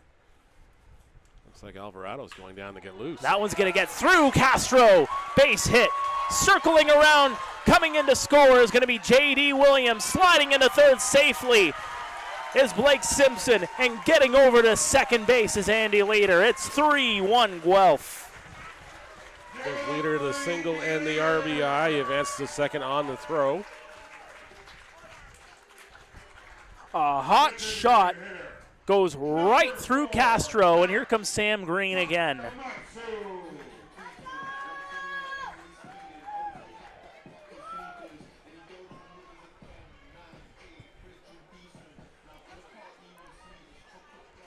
Looks like you got Merrick Deska running down as well. And the Maple Leafs getting a couple of guys down there in a hurry.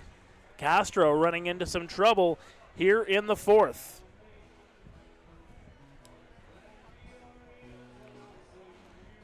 Flew one out to center field, did Ohashi, for the first out of the inning. That led things off, but a single, a hit by pitch, and now another single. Another run comes in to score. And Garrett Takamatsu, a strikeout victim not once but twice, will step in here and try to balloon this lead up even more. Infield is definitely drawn in on the edge of the grass here, just trying to cut it down and keep the run going here. That one's going to get past Salazzo. Circling around third, here comes Leader. Simpson comes in to score, Leader comes in to score, and that is a two-run double for Garrett Takamatsu. 5-1 Guelph. Clutch hitting by the former IBL MVP. And Castro, he is reeling in this one. That he is. Looks like there's guys down in the bullpen where they're not throwing. Well, that's not going to matter now. Rob Butler is coming up to call time here, and that's going to be it for Castro. Rob Butler, former Toronto Blue Jay.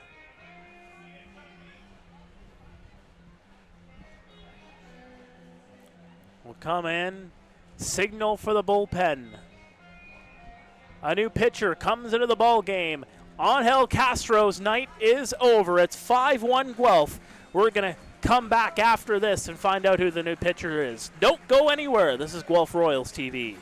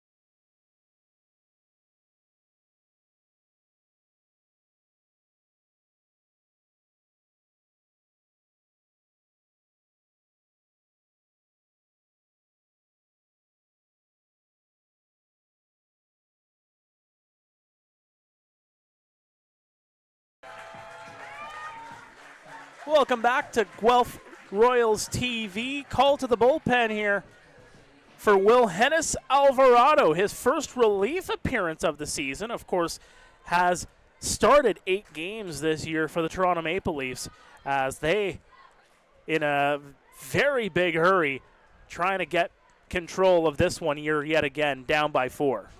Josh Garton takes strike 1 here.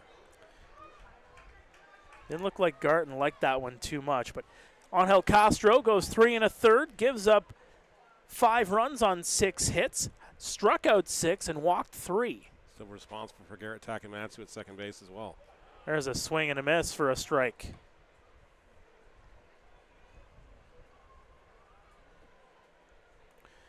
Of course, Alvarado, second team All-Star in the IBL last year. COVID did hurt his development a little bit. When he signed, the goal has been trying to get him back into the pro ranks. Yeah. Of course, it was an international free agent signing by the Blue Jays in 2018. Reached single-A Dunedin at one point in 2021 and 2022.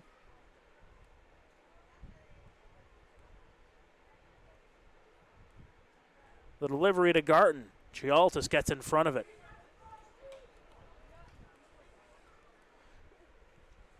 A 3-run inning for the Guelph Royals. 5-1 lead. Couple of big hits. One from Andy Leader, one from Garrett Takamatsu, back-to-back, sending Castro back into the dugouts. The 2-2 holds off on the swing, and they're going to appeal over to third base. Not going to get the call, so it's a full count here on Josh Garton, who has walked twice tonight. Both times on full counts.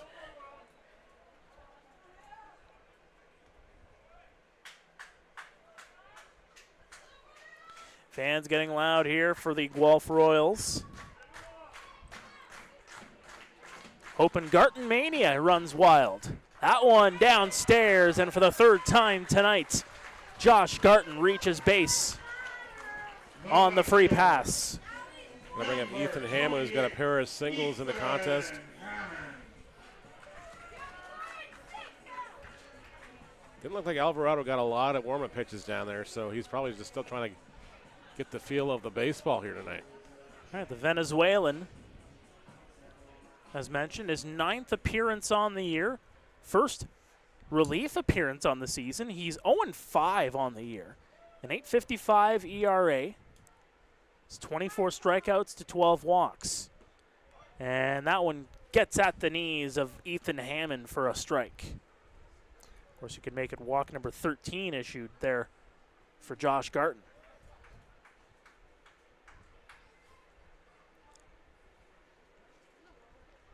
Couple looks over at second base. Swing and a miss. That goes through the wickets here, and everybody's going to move up another 90 feet. That's right. Chialtis not too pleased with himself on that one as he tried to keep it in front of him, just couldn't do it. That'll be scored a pass ball. Looked like it went off his glove and off his pads. Of course, it's that movement of Alvarado's pitches.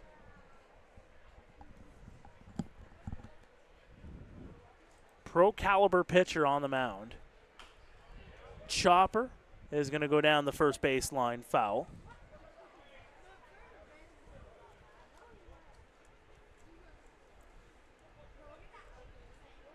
Again, this is a situation here for the Maple Leafs.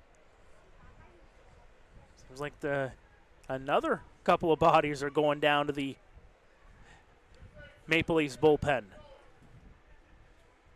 The delivery, that's down the first base side. They'll touch the bag, and there's 2 away. Good job there by Jordan Castaldo. Not only fields it cleanly, patient enough to look over at third and tell Takamatsu, Not today. don't even think about it. Touches the bag, 2 away. Going to bring up Brando O'Rue, who's walked his last time up, reached on a sacrifice E4.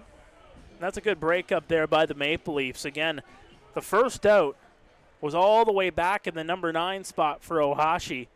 The next 5 batters reaching base as LaRue will send that one over to Vinicio. Over to first and in time.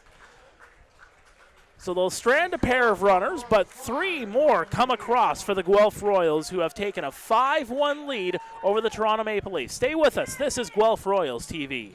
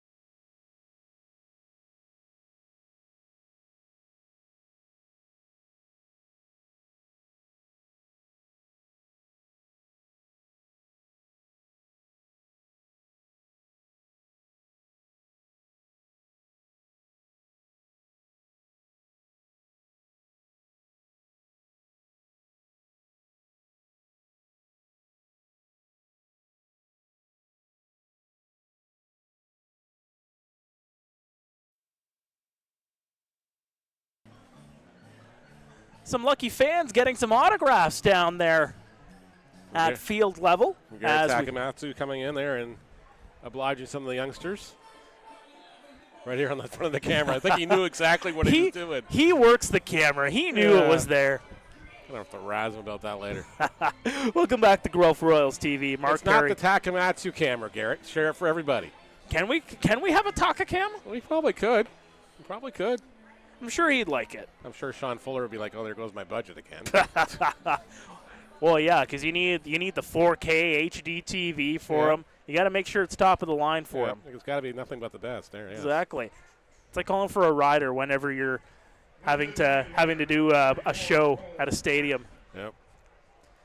All right, Cole Murchison will step into the batter's box here. It is 5-1 Guelph as we welcome you back to Guelph Royals TV. What would be on your rider?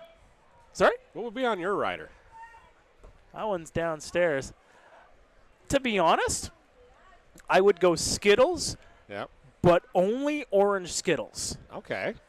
Because you want to make sure, yes, that one's going to go and paint the outside edge.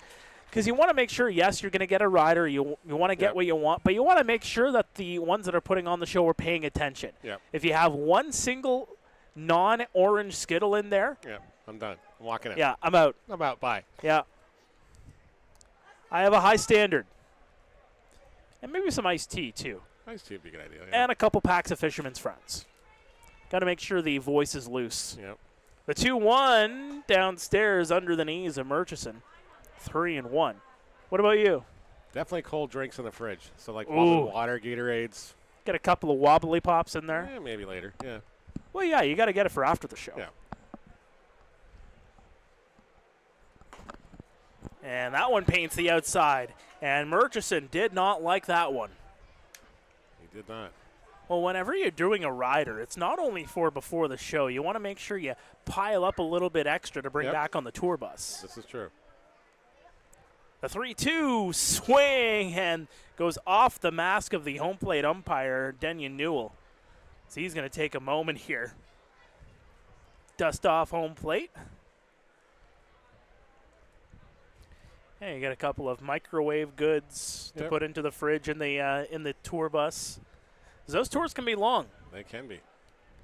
Definitely some popcorn. Oh, absolutely. Some Skittles for sure. 3-2 again, fouled off, and I would have had my glove ready for that one. Jenny would probably insist on sour candies just because she likes to see my face every time I grab a handful of the things I can realize they're sour. Do you have gobstoppers?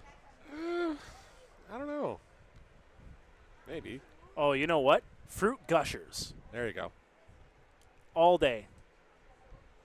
The 3-2, and that's in for strike 3, and Murchison goes down looking. Going to bring up Dan Mara, who's hit the sacrifice fly his last time up. He's 0 for 0 in the contest. Number of games happening in the IBL right now. How about those Welland Jackfish? Ho-hum, they just keep clawing back. It was once a 6-2 lead for the Barry Bay Cats in the bottom of the 8th. They have scored 3 runs, have the Jackfish. It is 6-5 in the bottom of the 8th. Well, the funny thing is, Actually, it's going to be heading to the top of the 9th. There's a third out that was just recorded. Funny thing, I was doing the game in Brantford when the Red Sox had a 6-1 lead going into the 9th inning. Manager Brian Esri told me this on Tuesday night. He was pretty much at peace with losing that ball game, but then lo and behold, the 9th inning came around, and the Jackfish awoken in that 9th inning. Win that one 8-7. That one just misses for Dan Mara. It's a 3-0 count for the eldest of the Mara family. So you see that bright light. That one's inside, and a 4-pitch walk issued to Dan. They bring up Lucas Alberti, who does have a homer on this season. He is 0 for 1 in this contest. His home run came in Welland, actually. Yes, it did.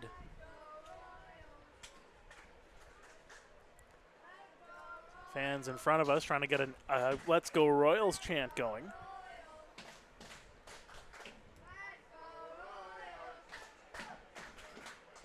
And that one's going to get it right at the knees. Good location there from Jacob Cush, and that's been something that's been common here for Cush here tonight. He's been finding the strike zone quite well. And that one just misses upstairs. Finding some consistency, more in the strike zone than outside of it. It's up to 70 pitches, 37 have gone for strikes. And there is a good delivery as it paints black for strike 2.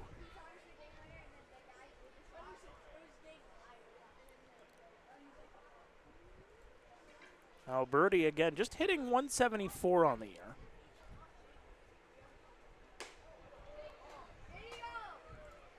Of course, has just the 4 hits, including that homer in Welland. Everything else has gone for a single. Yep. Looks like a kind of guy that would have a bit of speed out there, not only on offense, but defense as well. Just needs to start getting on base a little bit more. The 2-2, swing and a miss. They got him.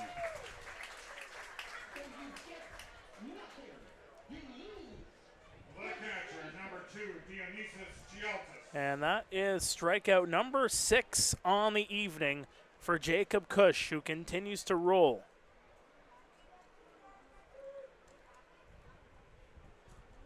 He's through 4 2/3. He's only given up the 2 hits tonight. One was a double to Solazzo back in the second. The other one, that came off the bat of Ryan DeSantos right after. And that's in for a strike. Trying to find the inside edge, but he gets a little bit more black than I think he wanted to. But he still gets the call.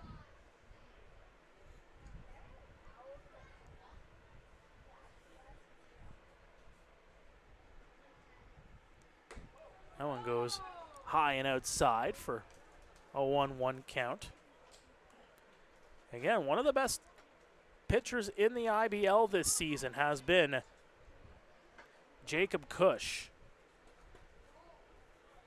Second in ERA coming into tonight, behind only Brandon Underhill. There's a swing and a miss.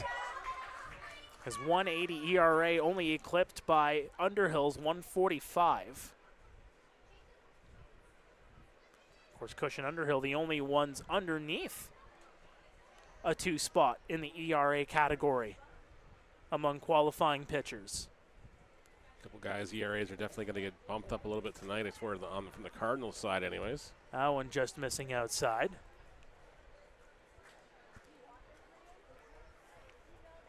And of course, Cush coming into tonight with 47 strikeouts, among the league leaders, 7th in the IBL coming into tonight. The 2-2 is going to be fouled off. Off the top of my head, I'm going to say Martinez is first, Abrams probably second. Yep. And then I'm drawing a blank at third. Plays for the Bay Cats. All right, so it is Garces then, obviously. No, Rosado. Rosado, okay. Cesar Rosado with 51 strikeouts. Abrams got 58. Martinez has 68. Chopper stays in the infield, fielded there by Cush, over to first, and that'll do it.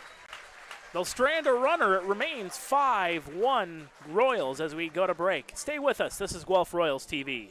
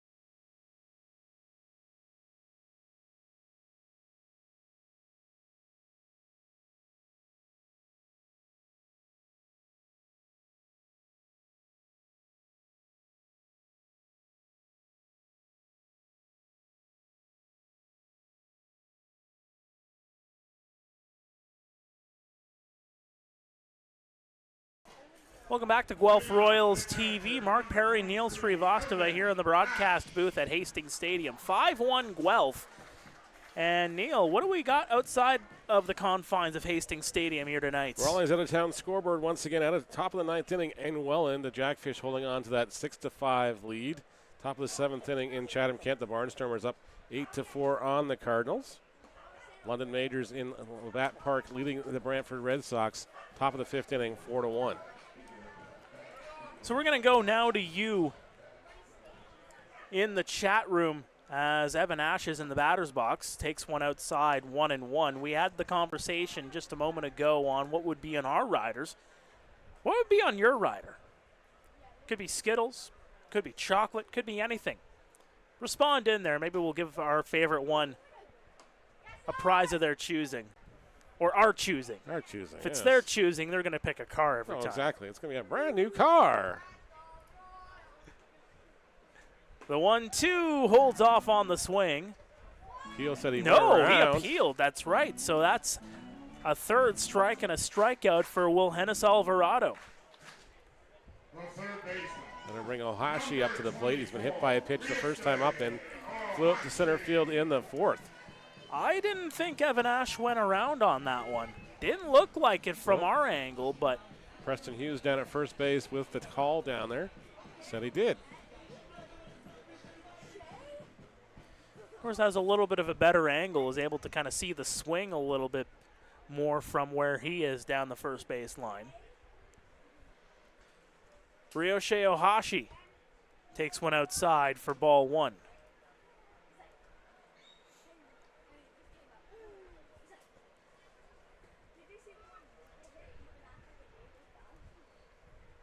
Alvarado delivers. That one paints black for strike number one. Ohashi hit by a pitch back in the second. He took a hard one off the calf, but stays in the ball game. Swings and misses at that one for strike two.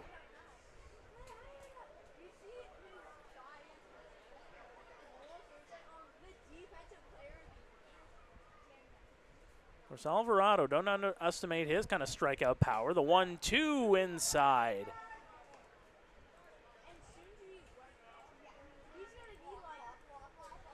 Of course, as mentioned before, 24 Ks coming into tonight.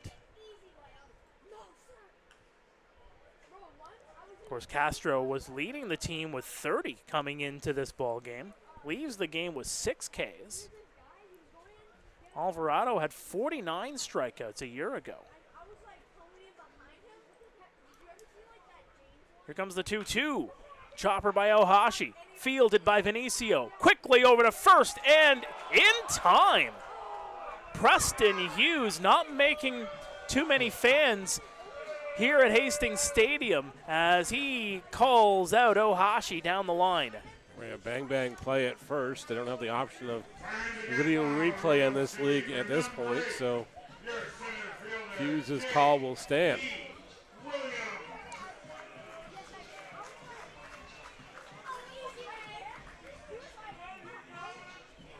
So this will bring up J.D. Williams, singled and scored in the 4th, part of a 3-run inning for the Guelph Royals. And that one misses down under the knees for ball 1. So we're officially under the lights here as we have reached nightfall. That one paints the outside edge for a strike.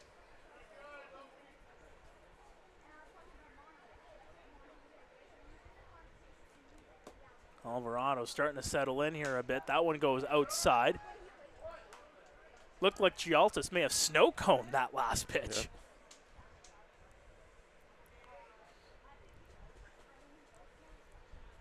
Yep. And Guelph will host Welland on Tuesday. That one's going to be fouled away by Williams. We'll host Welland on Tuesday night, goes into Barrie on Thursday, and then into Hamilton next Sunday and Monday. They have to go into Hamilton twice in 2 days. Yeah, it was a weird one because, again, the All-Star game is on Saturday, so they didn't want to have a doubleheader on Sunday.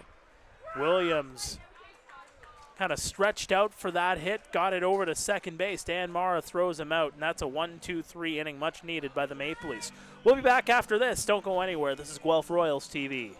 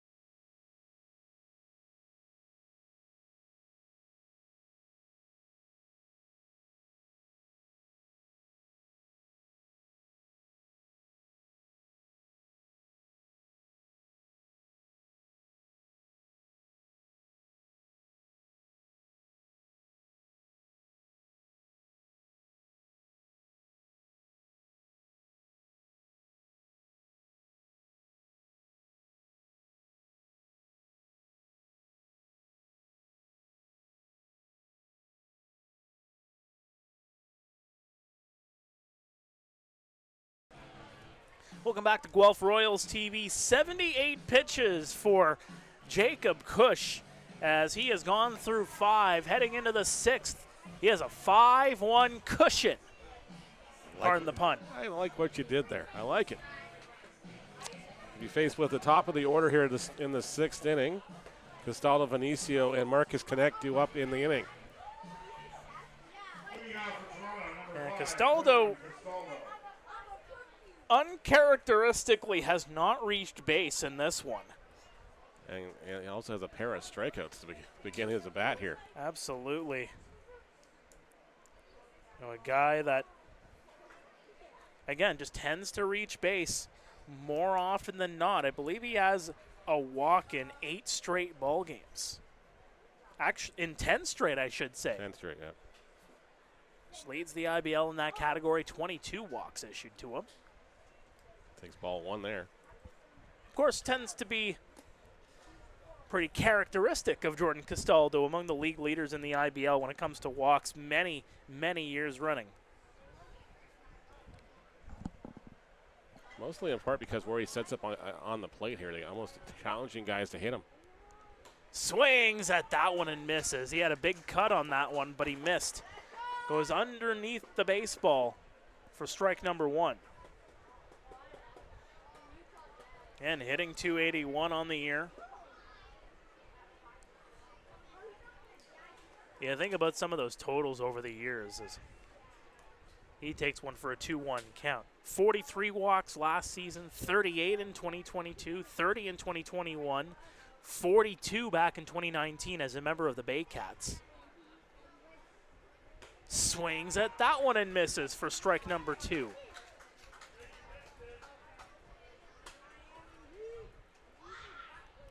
And at the same time, too, I mean, you look back at last year, 43 walks, 43 strikeouts. So, again, another one where, you know, he's reaching base, he's being patient, but also dying by the sword, if you will, by striking out just as many times, too. Yeah.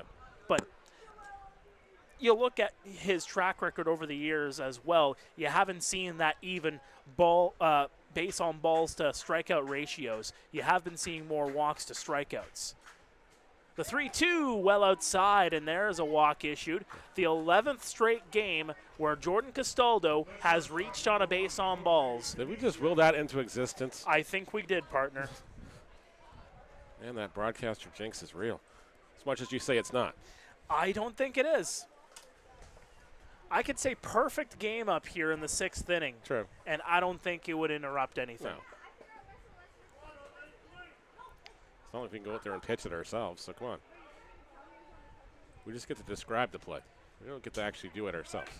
That one just misses on the outside edge.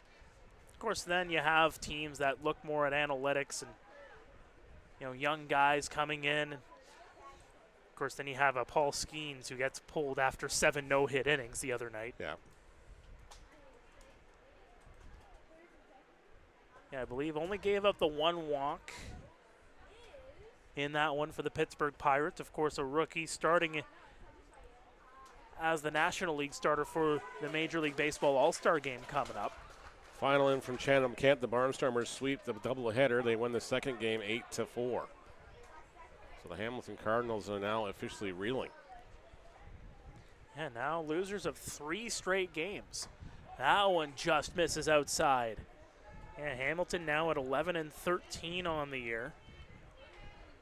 That'll put them a game and a half ahead of the Kitchener Panthers. Yep.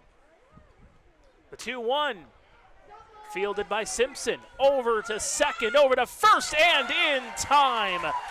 4-6-3, the double play goes. Double play.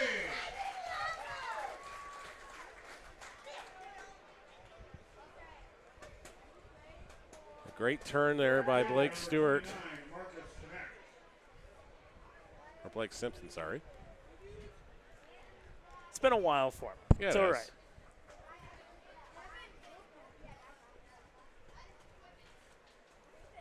Well, I can officially tell you, partner, it's 9:32. We're not getting a 2-hour, 6-minute ball game. Sadly, here. we're not, no. Swing and a miss by Marcus Connect for strike one. Makes me glad I spent most of the afternoon dismantling everything in the office this afternoon, so only have to go unplug the Rogers router and we're officially packed.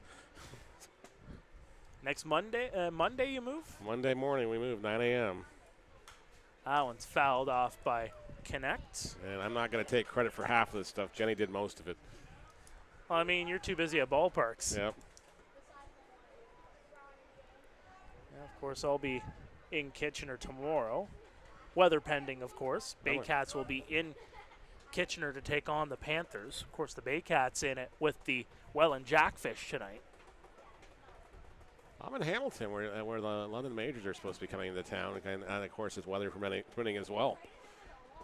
Yeah, I know at least in Kitchener, they're calling for about a 30% chance of showers, but again, when you say 30%, doesn't mean, oh, there's going to be a 30% chance that the rain hits the city. No, 30% of the area is going to get hit by rain. That's how the weather works. Yep. The 1-2, that one just missed. Didn't get the call. That one looked like it was going to paint, but Connect with some good patience there. I shall hit the undo button there. I put it down as a strike, too. Count 2-2. 2 away here in the 6th. Fans getting loud at Hastings as that's fouled off.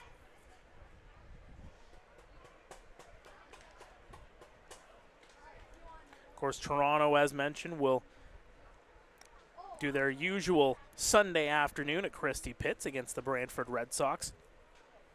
Seriously, Bushman, send us your best, your tropical night kind of photos. Yeah, exactly. We'll give you shout-outs on the other broadcasts in the league. Here comes the 2-2. Popped up, but it's going to go out of play. Of course, after Sunday, Toronto will have a couple days off. They'll be hosting Barrie another usual Wednesday night at Christie Pitts, and then go right into Kitchener to take on the Panthers on Thursday.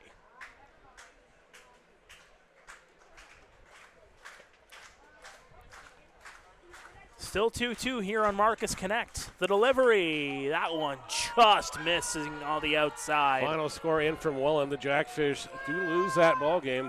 Barrie hangs on to win that contest 6-5. So now just 4 games back of the Jackfish. Jackfish moved to 20-5 on the year. Barrie moves to 15-8. The 3-2, swing and a miss. They got him.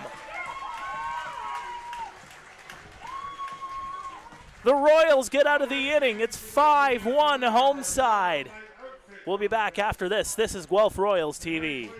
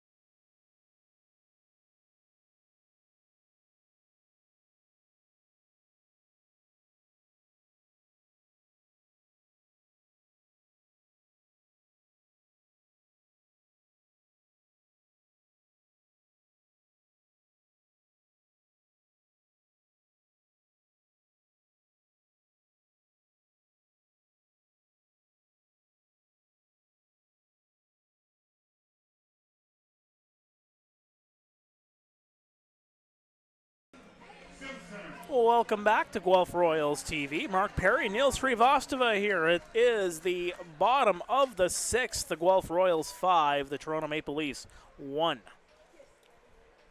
Blake Simpson, who got hit by a pitch and came around to score his last time up, will be the batter. And that misses on the inside. Starting to see some finals around the IBL. Getting close. Copa America, third place matchup. Canada, Uruguay tied at 1. That one in the 82nd minute. Of course, Argentina and Colombia will do battle at 8 o'clock tomorrow for the Copa America title. That one's knocked down the line, fielded by the first baseman, Jordan Castaldo, and Blake Simpson goes down on the 3 unassisted.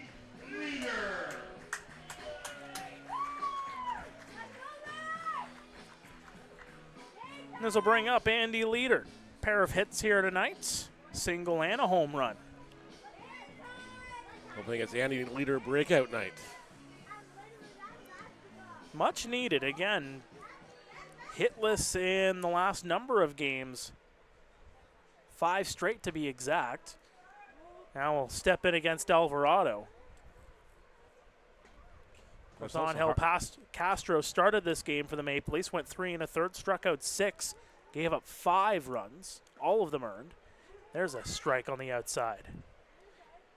And I should tell you right now that Canada has just scored a goal.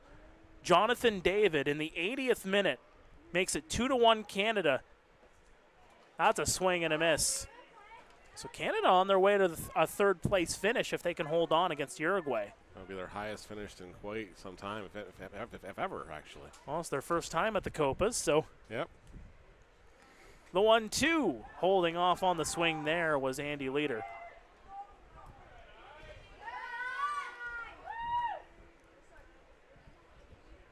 Of course, you got Luis Suarez for Uruguay in that one of the best players in the world. The 2-2, that one is going to be over the head of Dan Mara and around to first. Thinking about second for a moment there was Andy Leader, but he's going to stay over at first. He's got 3 hits tonight. Well, let's see if we can will this into exemption. He's now a triple shy of the cycle tonight. We're in the 6th inning. Well, Sorry, he's got 2 singles, sorry. He did get around to second base in the 4th, but only credited with the single. Yeah, he advanced to second. So, yeah, sorry, my bad. He's got 2 singles. You're the scorekeeper, my friend. I know, I just looked up. I thought for Give him the double. Can't do that. Come on. I have too much integrity. What's integrity? Something that's lost apparently among some people. Holding off there for a moment was Takamatsu, but they are going to appeal over to first. And Preston Hughes calls that a strike, saying that Takamatsu went around.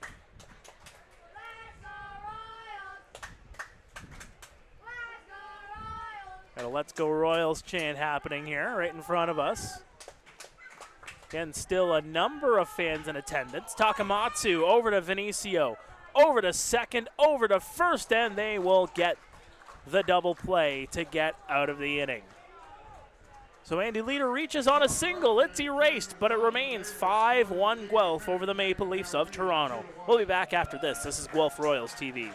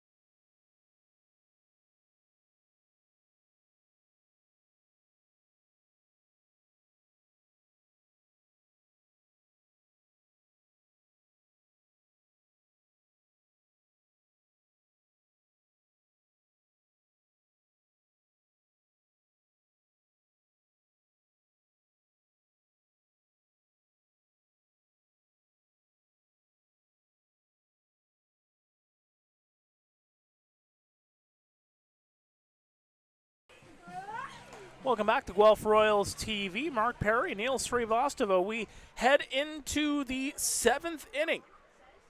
Jacob Cush remains on the hill here for the Guelph Royals. 96 pitches in, and he will start off with Jonathan Salazzo. Cush putting together quite the outing again. He's gone through 6, 7 strikeouts. He's only given up the 2 hits, both of those coming back in the second. Has walked 4. Of course, he's scattered those walks throughout the last few innings, but has just found a way to, there's a little bit of adversity, he's able to get out of it. He definitely rises to the occasion here. That one's upstairs. Speaking of rising, that was a rising pitch that goes high and outside for ball 1.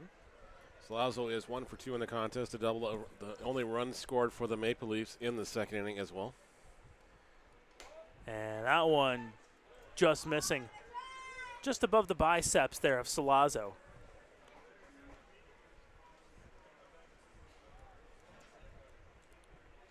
Count 2-0. Daniel Newell sets in to make this call. Watches that one go upstairs. 3-0. So has anybody from the Panthers been asked to participate in the home run derby that you know of or anything? Or Not that I know of, but I would imagine if they have anybody, it's going to be Raul Gonzalez. Yeah. One of 3 All-Stars for the Kitchener Panthers. You have to think he's going to be in there. So you have to think Salazzo is going to be in there. That one misses outside, and a walk issued to Salazzo.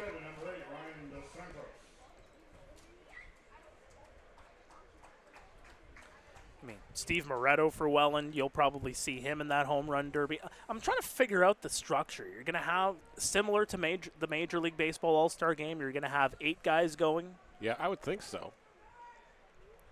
You go in rounds, match them up. Chopper fielded by LaRue. Over to second. They're not going to make the play over at first, so they'll get the lead runner and nothing more. Designated hitter number 44, Cole Murchison. Santos reaches on the fielder's choice. 6-4 goes to put out. Of course, when you look at the leaders in the IBL, when it comes to home runs, of course, Seth Strong, I mean, let's go. I wonder if his mom will come up and throw batting practice for him. I mean, it's not that much of a drive. No. Is he from Southwest Ohio? Yeah, so he's in a suburb of Canton, Ohio. That's right. Huber Heights. That's right, yes. I don't think I drove through Huber Heights. I went down basically the western edge of Ohio to get through to Tennessee. So obviously went through Cincinnati on the way, just crossing the border in Kentucky. Of course, you're crossing the border as you're viewing the Bengal Stadium right there on the river. Of course, Dayton, Ohio, just north of that. It's been quite some time since I've driven down I-95. It's scenic. I'll tell you that much. There's still a plethora of waffle houses on the roadside still, or oh, absolutely. Okay. Every 10 minutes there's a Waffle House on an exit. Okay, glad to see that hasn't changed. Just no Cane's chicken. Yeah. What's up with that? You have the one spot that we stopped at. Throw over to first, not in time. You had the one spot pretty much in the northwest corner of Ohio, just as you get into the state, where we stopped for gas, and I think it was the last Cane's chicken that we saw. Had to try the sauce. Oh, you had to try the sauce. Runner's going to go over to second base, and they're not going to get him. Actually, they will. The tag applied, as it looked like DeSantos had gotten in behind Brando LaRue, but LaRue applies the tag. And Chaba says he is out. I think he slid into the tag just as it was going past.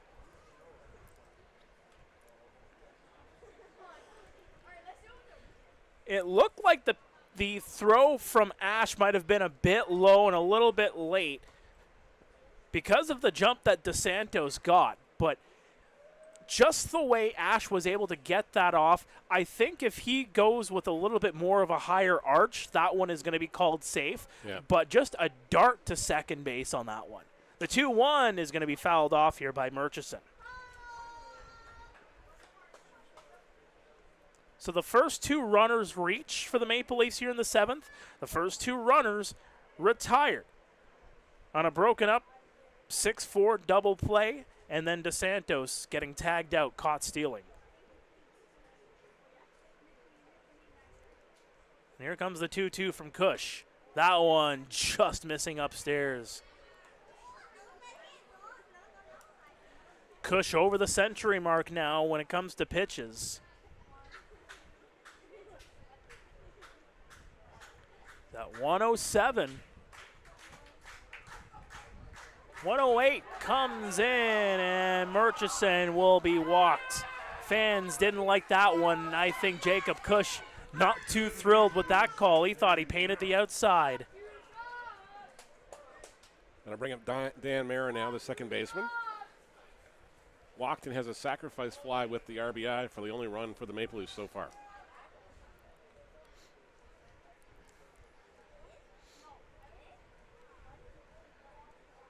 Of course, Mara's been doing yeoman's work over at second base tonight.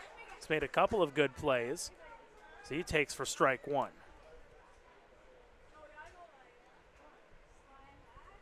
A little bit of action happening in the Royals bullpen. Not too sure who is throwing out there, but they have at least one arm going for them right now. You have Dino Romel yelling at the infielders to shift over more.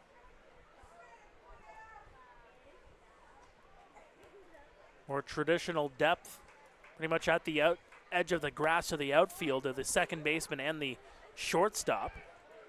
As protecting that one as Ash keeps it in front of him.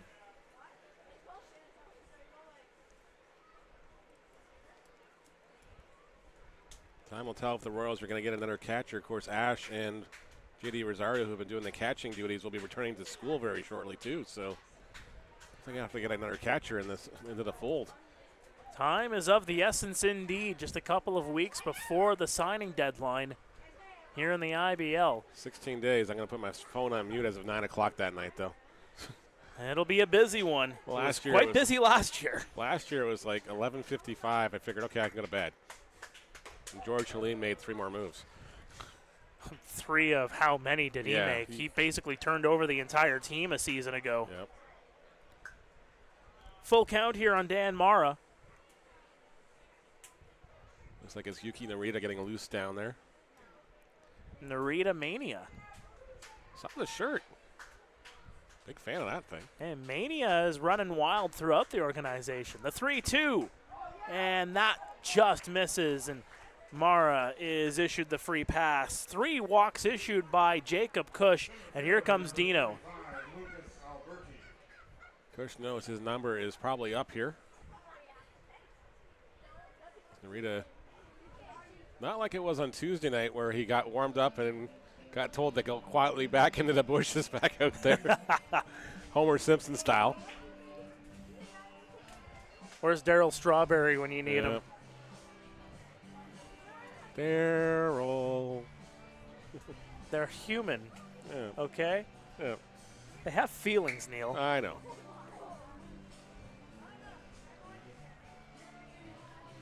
Looks like Dino's going to leave Cush out here to get the next batter here. Yeah, charged with a mound visit is Dino Ramel. So that's the first one actually on the evening for the Guelph Royals. The Leafs have had 2 mound visits on the evening. Well, actually 3 because they did change the pitcher. That's right, the 3.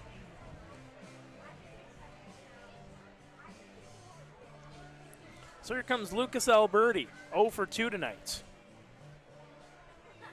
Each team is granted 6 mound visits in total. Of course, not really penalized after you go past 6. It's just considered a no-no.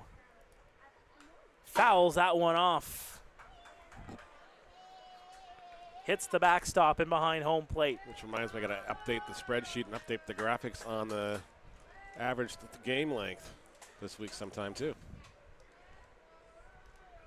And again, the big thing this season, trying to cut down on those times, trying to get under 3.5, maybe under 3. Starting to see a lot more under 3 hour games. As that one just misses on the outside edge. course, the last update, the league average was 257, so we were under 3 hours, but there were still some pretty lengthy ball games. I think I've had the unfortunate task of sitting through at least 2 of them. Four-hour mark game against Welland and Hamilton. That was a seesaw battle. That one's going to go off the mask of Evan Ash. Well, I will still never forget a 21-12 marathon in Kitchener a couple of years ago against the Hamilton Cardinals, a game that went over 4 hours. Yep.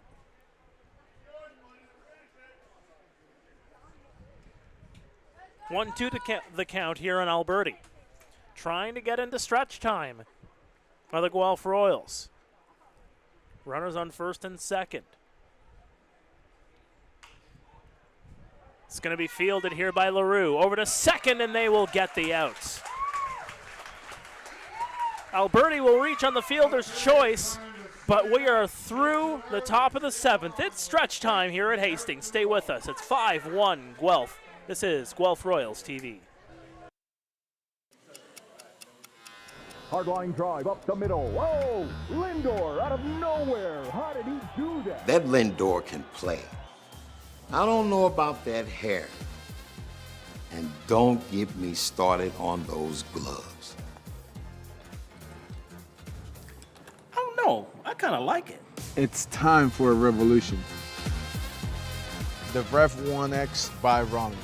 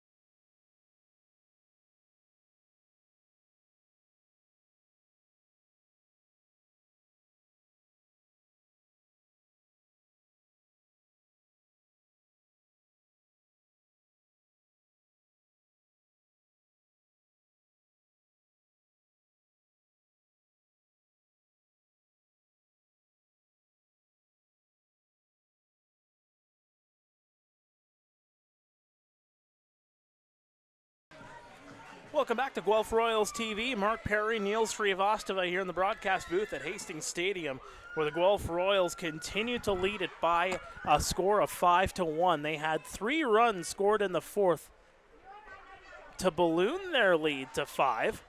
They were leading 2-1. The last scoring came in the 4th. It's been a couple of innings where there has been some threatening, but no runs have come across. Notice Garton has changed bats here in this at-bat, too. And there's a strike.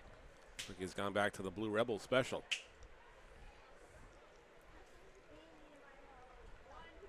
Alvarado still in the ball game here. Took over for Angel Castro. Castro going 3 1/3. Struck out 6 in his outing.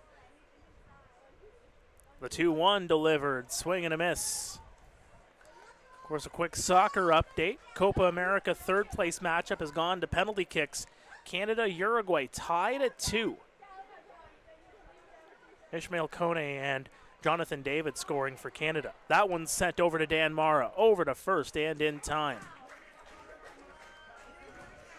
Left fielder, number 28, Ethan Hammond.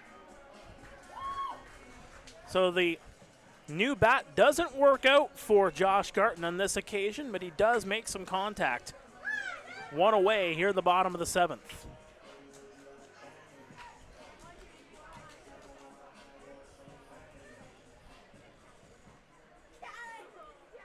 Of course, top 7 in London. The majors leading Brantford 5-2. That one goes across for a strike just above the knees of Ethan Hammond, who's 2 for 3 tonight.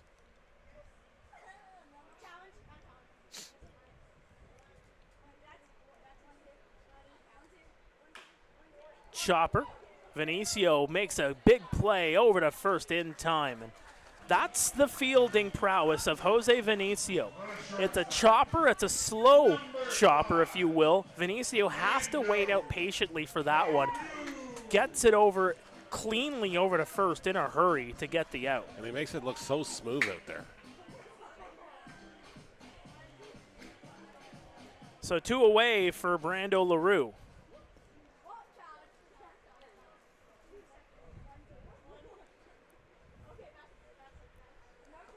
And that goes in for a strike.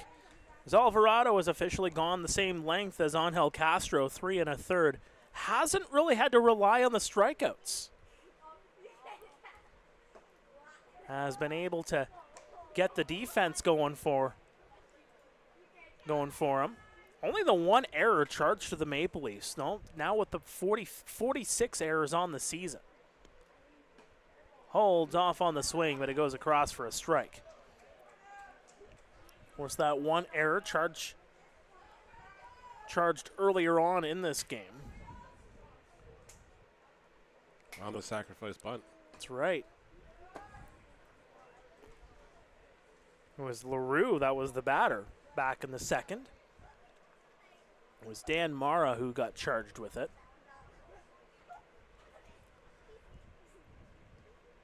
Here's the 2-2. That one's sent up high. Coming over to make the catch. No, he drops. DeSantos can't field it. Coming into second safely is Brando LaRue. A 2-out hit for Mr. LaRue.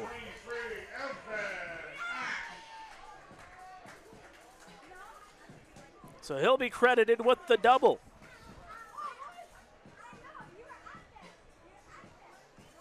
And that right there, again, DeSantos, I don't know if it just got lost in the lights because it was a ball that went sky high. Yeah. Unfortunately, this light pole that's up here is in the left fielder's eyes, and it gets into that gap. It's very hard to track the baseball. So bring up Evan Ash. Look over to second base by Alvarado. Delivers right down the heart of the plate for a strike.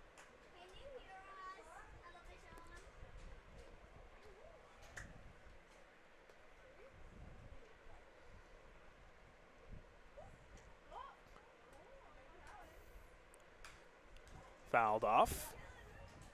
And Evan Ash 0 for 3 tonight. Pair of strikeouts.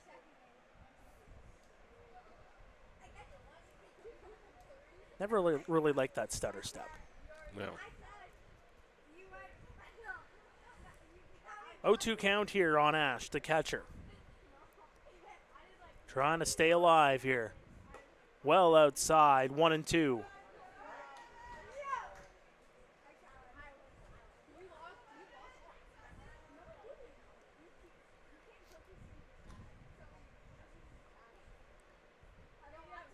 Things getting a little quieter here at Hastings.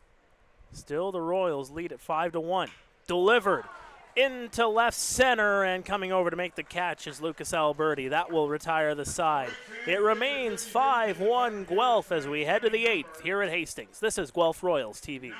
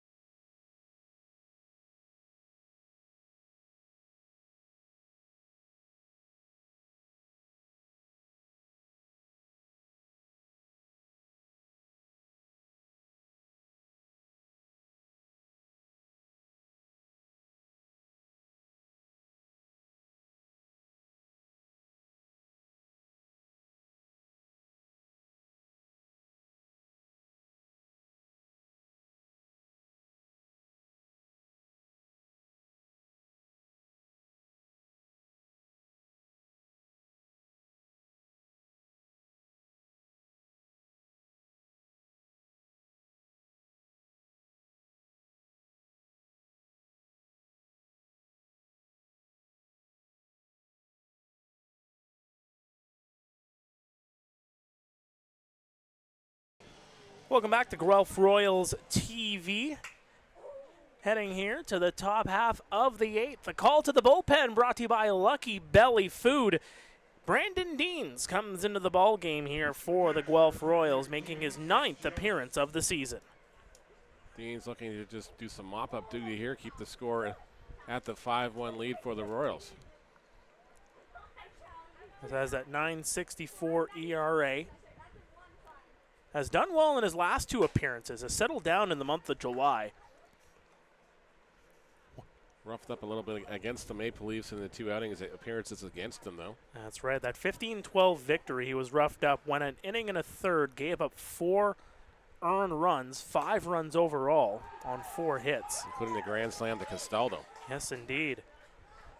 Last 2 games, though. You look at the game against Brantford on Canada Day, went an inning, scoreless, no hits, struck out 2. Against Barrie on the 7th, that 8-4 victory, he went 2 innings, only gave up the 1 hit, and was given the save in that one. Yep. Entered the ball game when it was less than a 4-run cushion. Chialtis, the batter here for the Maple Leafs. That one paints the outside edge. 2-2 the count. So again, Cush goes 7. Gives up only 2 hits, 1 run. It was earned. And that one misses upstairs. Fans didn't like that call, though. He'll definitely be a candidate for pitcher of the week. Yeah, 7 strikeouts. Did issue 7 walks, but again, mopped up what he left out there. And there's a strikeout. Chialtis goes down. Good job there by Deans. Chialtis can't believe it, but Deans gets the call. Of course, for Jacob Cush, went through 118 pitches, 60 of them going for strikes. So roughly about 50-50 when it comes to balls versus strikes. Can also tell you that Canada has lost on penalty kicks in the Copa America third-place matchup to Uruguay. Alfonso Davies chipping one off the crossbar to clinch it for Uruguay. The 1-0. Hard delivery there by Deans, but he missed outside. Of course, the Mississauga native in his 3rd IBL season, former OCAA Pitcher of the Year with Humber a couple years back. The 2-0 is going to go underneath the glove of Evan Ash. I think Dean's just taking Castaldo very carefully here. Yeah, you have to. I feel like in a situation here, you saw the last at-bat, Castaldo was very aggressive. There's a strike. Very aggressive, but at the same time, too, very calm, patient. Got a lot of pitches out of Jacob Cush and ended up walking at the end of it all. So he fouls that one away to put the count full. We look at the 2 strikeout swingies he's had. They were both on full count pitches. The walk was on a full count, and now he's at another full count tonight here in the 8th inning. The 3-2. That one's set up high. Could drop foul, and it will. As Ethan Hammond will trot back over into left field. It was a long, long ball. It was going to go foul the whole way, but Ethan Hammond, there's not a way he was going to get to that one in time. No. Plus, it was on the other side of the warning track, so that would have been out of play anyways if he caught it. Yeah, maybe if he dives for it. Maybe. There's no bleachers to dive into, though. True. The 3-2.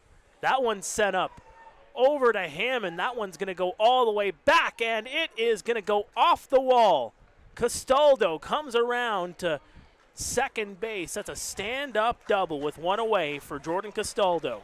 Many other ballparks around this league, that's way out of here, but here at Hastings Stadium, just a long double. Right up near the 397 sign. Jordan Castaldo gets his first hit of the night. That'll bring up Jose Vinicio.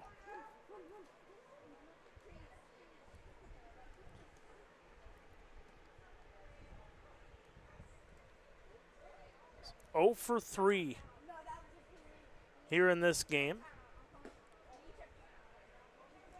He's flown out. He is lined out. Hit into a 4-6-3 double play back in the 6th.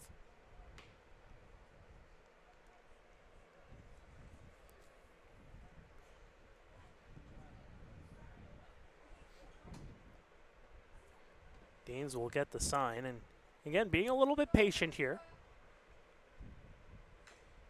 And Venezia will foul that one off.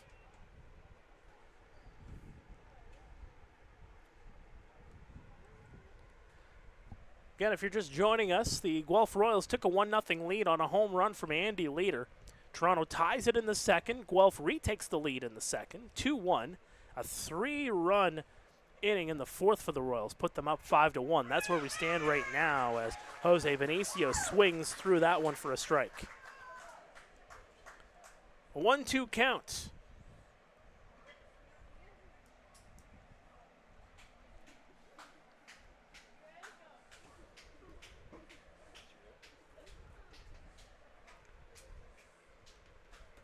Look over at Castaldo. That one upstairs, and that'll even the count at 2-2.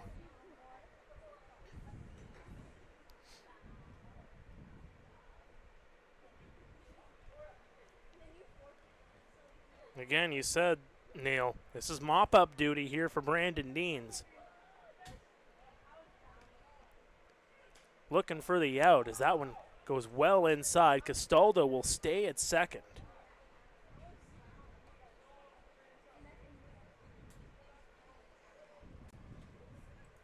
Umpire asking for some more baseballs here as Venezia patiently waits at the plate here.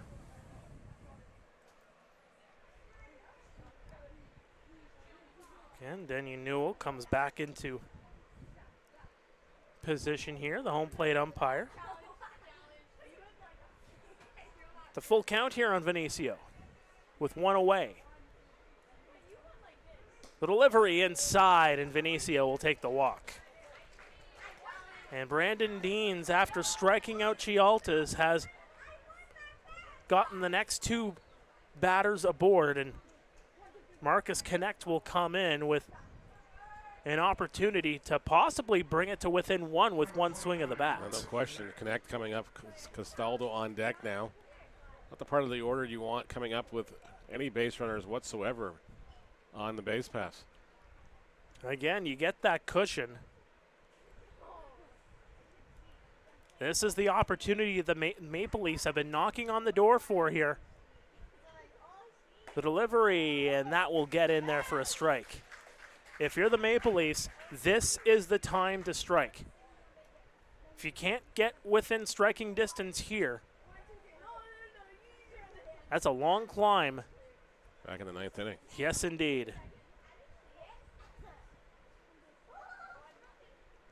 Deans being patient, delivers, and that's going to be inside for a ball. Fans didn't like that one. They thought that crossed for a strike. Then again, I think the fans think every pitch is a strike. Yep. You can't win them all, fans.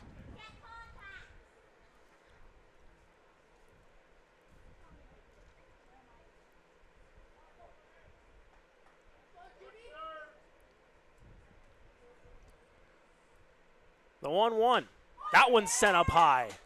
Playable here. Ohashi has a beat on it. Looking towards it, and he will make the diving catch. No, he didn't. Did not make the catch. He had to backpedal too much more to his left there, and didn't see the baseball there, but looked like he had it, but it drops. It'll just be a foul ball, unfortunately, and the count now 1-2. And you talk about opportunities for the Maple Leafs in that one. That was an opportunity to really put the hammer in on the Maple Leafs if you're the Guelph Royals. That is an opportunity that the Maple Leafs will look at and say, well, now we got to do something here.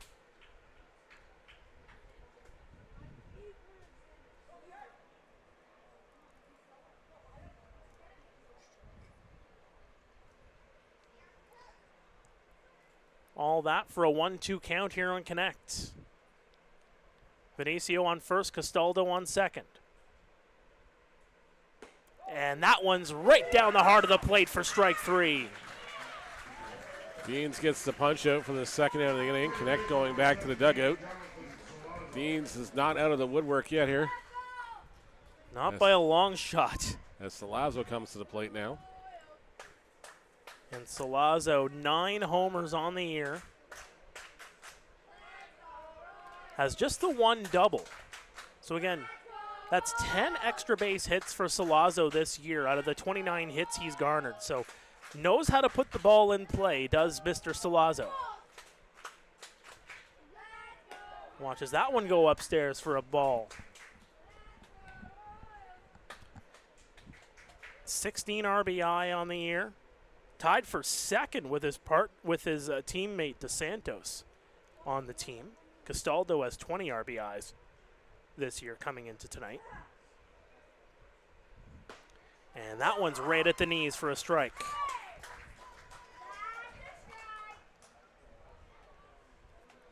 Salazzo hit a double and later scored in the second. The lone run on the board for the Maple Leafs.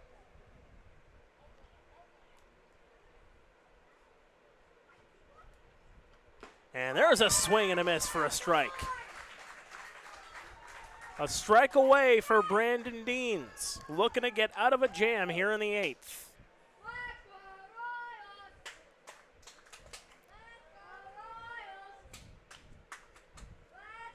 The young ones getting loud in front of us here at Hastings, trying to will their team out of this inning. The 1-2. Swing and a miss, they got him. Salazzo goes down on strikes. They strand a pair. The Royals continue to lead 5-1 as we head to the bottom of the 8th. This is Guelph Royals TV. We'll be right back.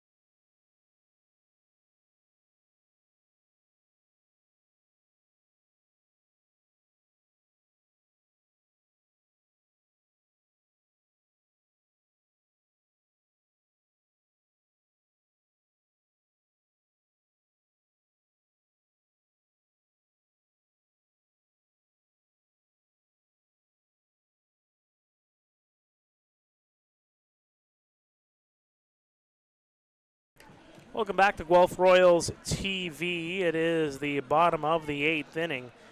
Here at Hastings Stadium, new pitcher into the ball game, and despite our best efforts, unable to actually figure out who it is. We're getting a good look at him. We're looking straight at him, of course. wearing number 38. There is no number 38 listed on the scorecard for the Maple Leafs. Nor in point streak, so. So apologies to the folks at home. We'll let you know who it is as soon as we know. And this is a message for everybody that fills out one of these scorecards in the IBL. Make sure all the jersey numbers are right, please. Yes. It helps us out so much here in the broadcast booth, and also helps to make sure that the right person is getting the right stats and getting credited where credit is due. 2-1 count here as Ryosuke Ohashi is in the batter's box here. Chopper over to Salazzo. Salazzo over to first, and in time they'll get it on the 5-3. So again, Angel Castro comes in to start for the Maple Leafs. Goes 3 1/3. Wilhenis Alvarado goes 3 2/3. Gives up no runs on 2 hits. Walked 1, struck out 1. Facing 13 batters.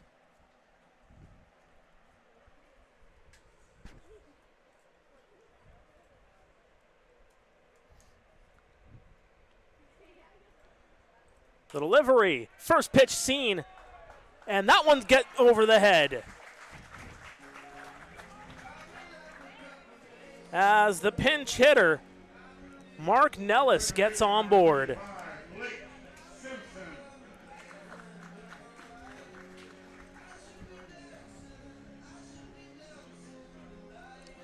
As Dino Ramel starts to go to his bench.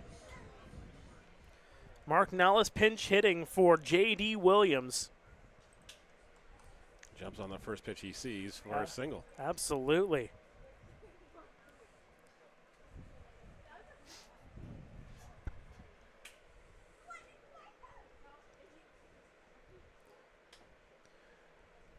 And holding off there, but it's a strike on Blake Simpson. Simpson hit by a pitch and later scored back in the 4th. 0 for 3 overall.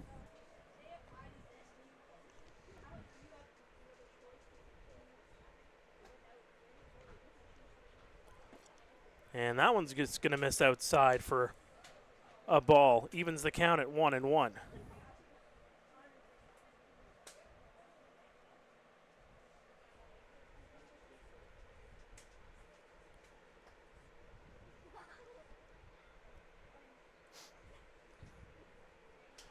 The delivery, that one's inside.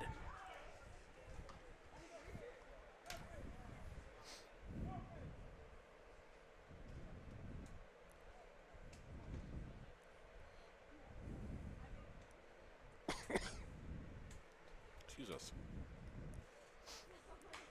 Simpson will foul that one off. Shakes the screen and shakes the camera at the same time, too. Again, it's 5-1 Guelph. Haven't had a run come across since the 4th.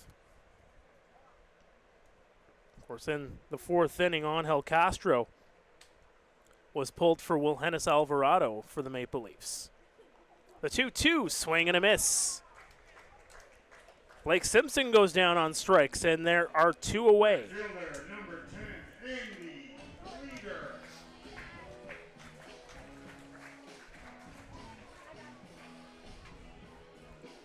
Reached out to some contacts we have in Toronto here, but nobody's answering back their DMs, so who knows?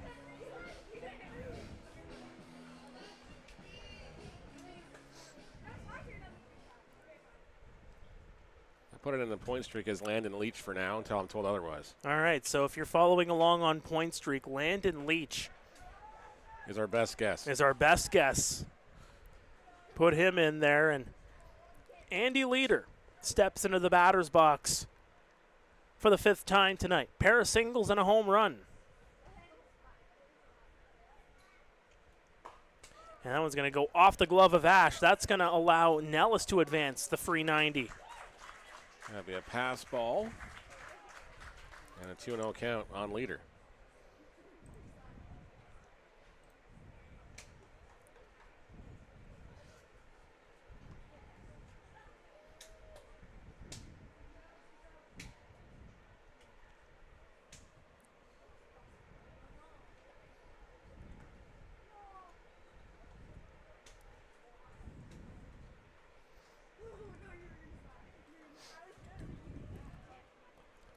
And that one goes just outside, 2-0.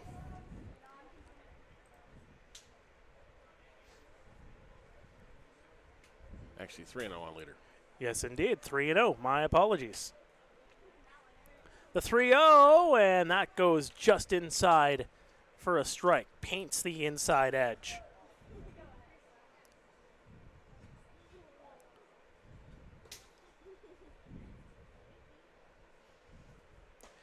And that'll miss for a walk. So runners now on first and second for Garrett Takamatsu. Hit a double in the fourth. Gone down on strikes twice and grounded into a double play. Has a pair of RBI to his credit tonight.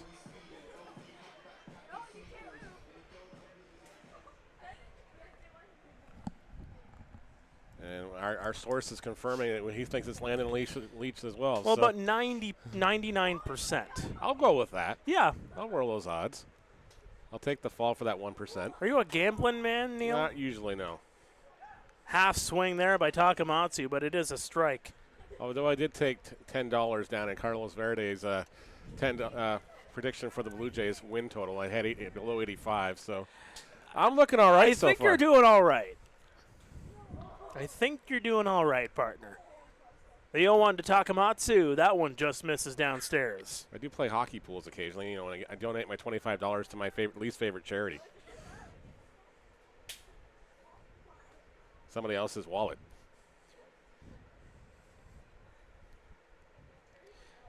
My favorite charity is the Mark Perry Fund. Yes. Better than the Human Fund. Yes, indeed. That one just misses. Treading back over to second base is Mark Nellis. He was about halfway between second and third there.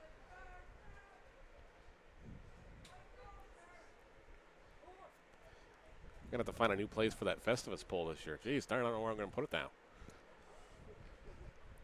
Wait, you have a Festivus pole? I have a Festivus for the rest of us pole. Yes, I do.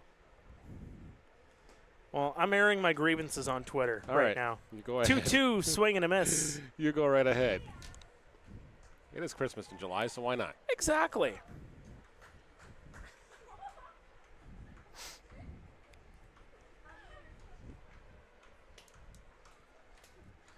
So 2-2, 2 away, 2 runners on base.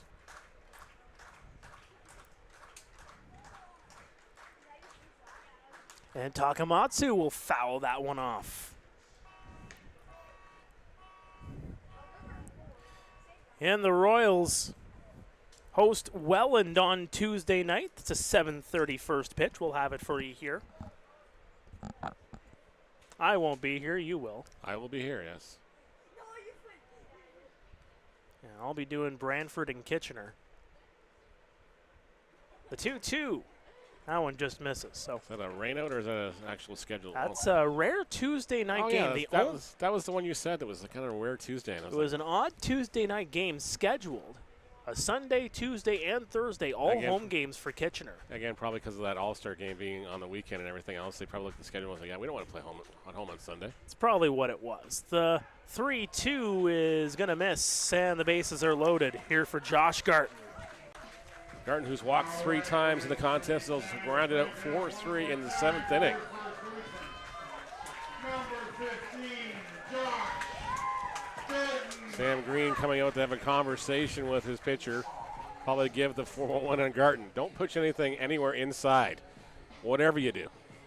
Or you'll be fishing it out of somebody's lawn on Kathleen Street.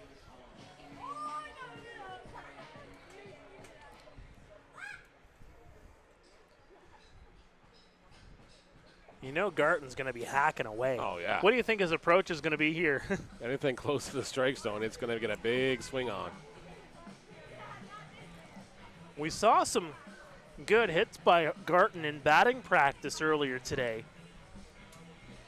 Made a lot of contact, a lot of deep contact.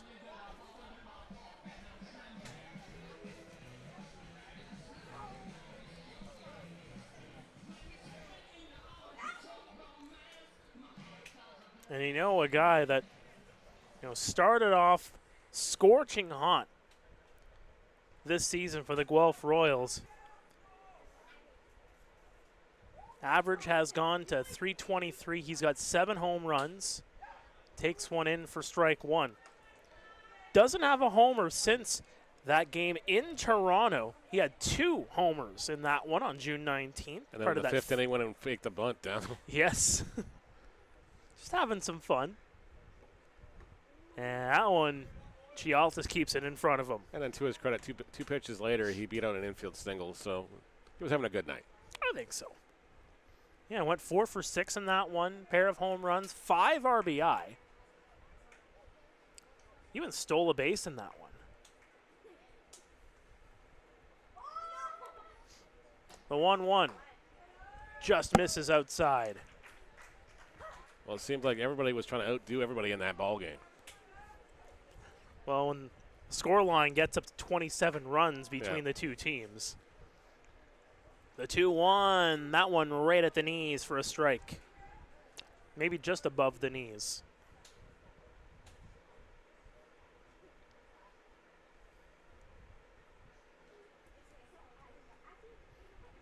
Two. That one just missed downstairs. 3-2 count with 2 away. Runners will be off on the pitch here. Leach is definitely carefully pitching the garden here. And that's a strikeout. Painting the inside edge. And Garton goes down. The bases stay juiced as we head to the 9th here at Hastings. It's 5-1 Guelph. This is Guelph Royals TV.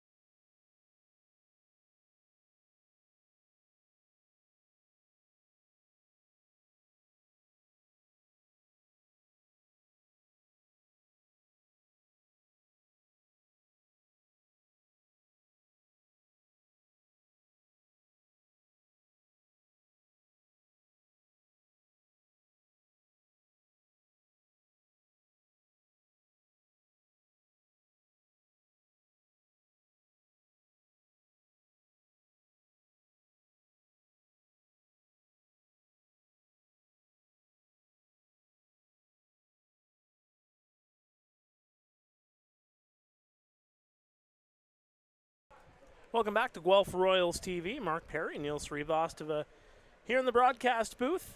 Lachlan Maud will pinch hit for Brian DeSantos to lead things off here in the 9th. Guelph Royals still leading by 4. Maud comes into action batting .178 on the season. Knocks that one over to Ohashi. Fields it over to first and on the hop. That one is not going to be completed as the first base umpire says Josh Garton came off the bag. That'll be scored an error on the throw then as pulls Garton off the bag, E5. So Maud, some early contact. And that'll bring up Cole Murchison.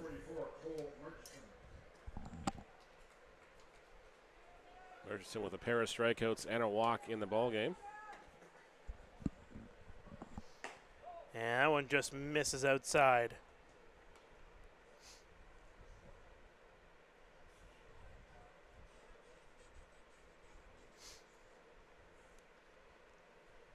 The 1-0 to Murchison. Sends that one right over. Good job there by Simpson. He'll get the runner at second. So they erase the lead runner. And a good heads-up play there by Blake Simpson as he gets it off the hop over at second base. Lachlan Maud retired on the 4-6 fielder's choice as Cole Murchison will reach. Dan Merrill will bat now with one away. Now, how difficult is a play like that? Very difficult, especially when you gotta pretty much take your whole body and shift in the other direction after you come to a stop. Dan Mara will take one outside for a strike. Kind of had the flinch. What? That was a strike?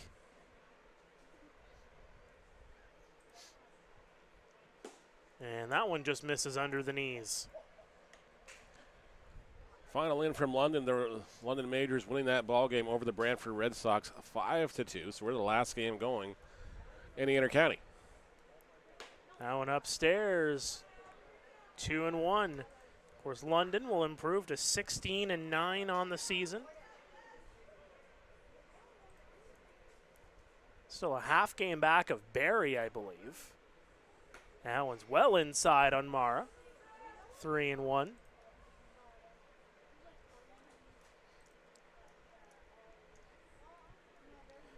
Brantford will drop to 8-17. They'll be in Toronto tomorrow afternoon. Yes, indeed. 2 o'clock first pitch at Christie Pitts. Majors will be in Hamilton. The Cardinals now losers of the last 3 in a row. And another one goes inside. 5-pitch walk issued to Dan Mara. Runners now on first and second. Lucas Alberti will be the batter now. 0 for 3 in the contest. And how about Dan Mara? He's walked 3 times tonight. And that's kind of been under the radar here, just the way he's able to get on base. He's in the number 7 hole, but still, just trying to do his part. Yep. That goes across for a strike. Somebody dashing down to the Royals bullpen to tell somebody to get up and going here. And Wes Johnston running to the dugout, running to the bullpen. The 0-1. Hits the outside edge for a strike. Brandon Deans, the pitcher here for the Guelph Royals. Taking over for Jacob Cush, who had another solid outing in this one. 7 innings strong, only giving up 1 run on 2 hits. That one just missing under the knees. Alberti, the center fielder for the Maple Leafs.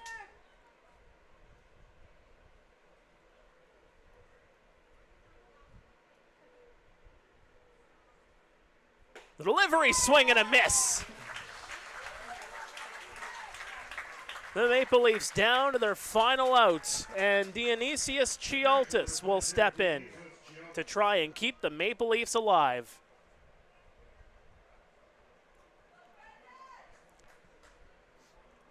Chialtis 0 for 2 in the contest, a ground out and a strikeout. Did walk in the 3rd inning. Murchison on second. Mara on first. Simpson and LaRue pretty much at the edge of the grass in left center and right center respectively. And that one just misses on underneath the knees.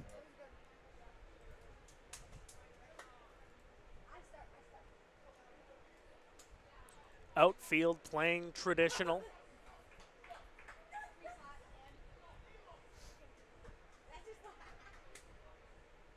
Deans with the delivery for a strike. You might see a little bit more of that, trying to get some heat on the inside and just trying to paint some edges here. I think he's feeling it now. Definitely seems to be more at ease now.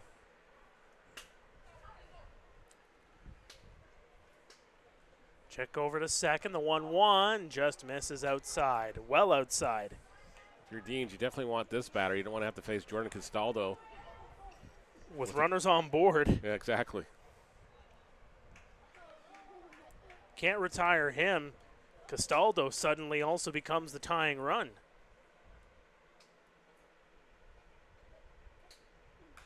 That one's fouled off. Let's clap those hands and bring it home. This is the batter you want if you are Brandon Deans. Through 1 2/3, he has struck out 4. One more strike can end it here. Fans getting loud here at Hastings. Looking for the finish. And that one just misses downstairs. They'll have to wait at least one more pitch here.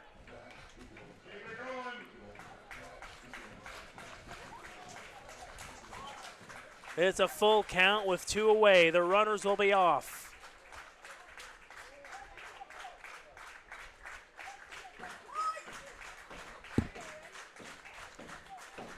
And that one's fouled off.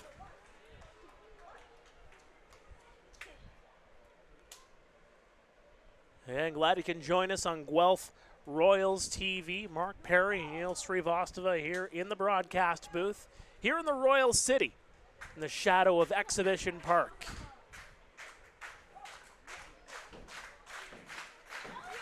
Fans getting loud here. 3-2 upstairs, and that will load the bases for Jordan Castaldo. Deans will have to face Castaldo in a familiar situation, bases loaded.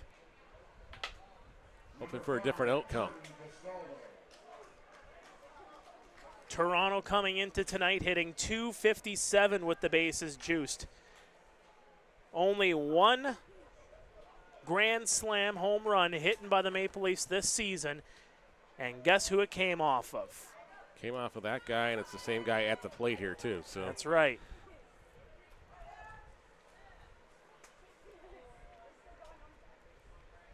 It is crunch time here for the Guelph Royals. That one goes outside for ball 1.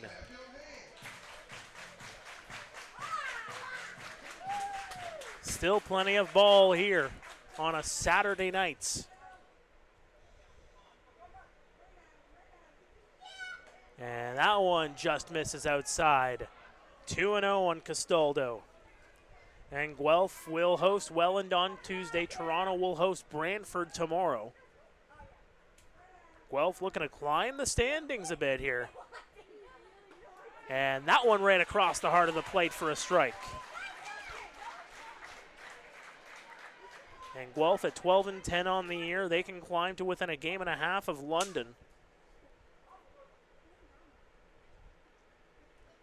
Swing and a miss for a strike. One pitch away for Brandon Deans.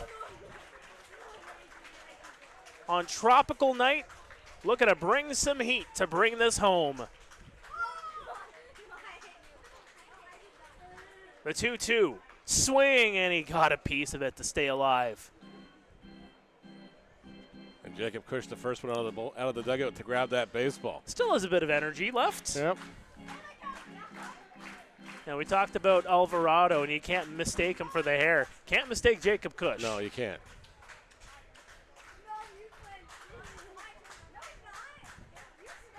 Try again with the payoff here.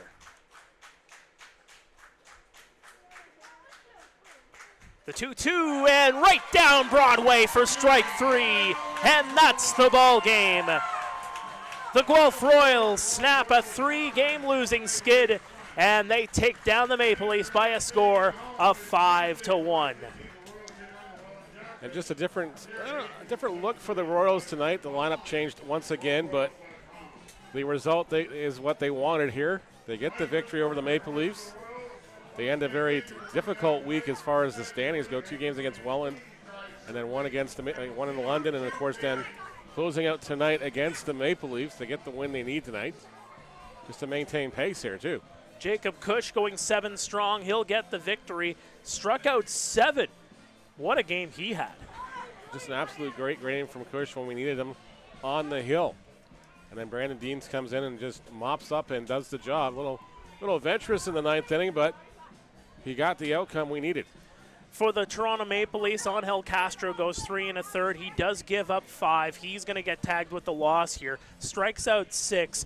But I think for the Maple Leafs, what's more telling, you look at what the late game presented to them, and you look even at the 7th, the 8th, and the 9th, they stranded 7 runners in the 7th, 8th, and 9th combined. Some missed opportunities there for the Maple Leafs in the late stages of this game. No question. It's just that's what their struggles all year. They just haven't had the timely hitting, or they've had the defense let them down. So, and unfortunately tonight, they ran into a hot pitcher in Jacob Cush, and then Brendan Deans was able to close the door when he needed to. The key for the Royals, of course, coming back in the 4th, a 3-run inning. That spelled the end for Angel Castro.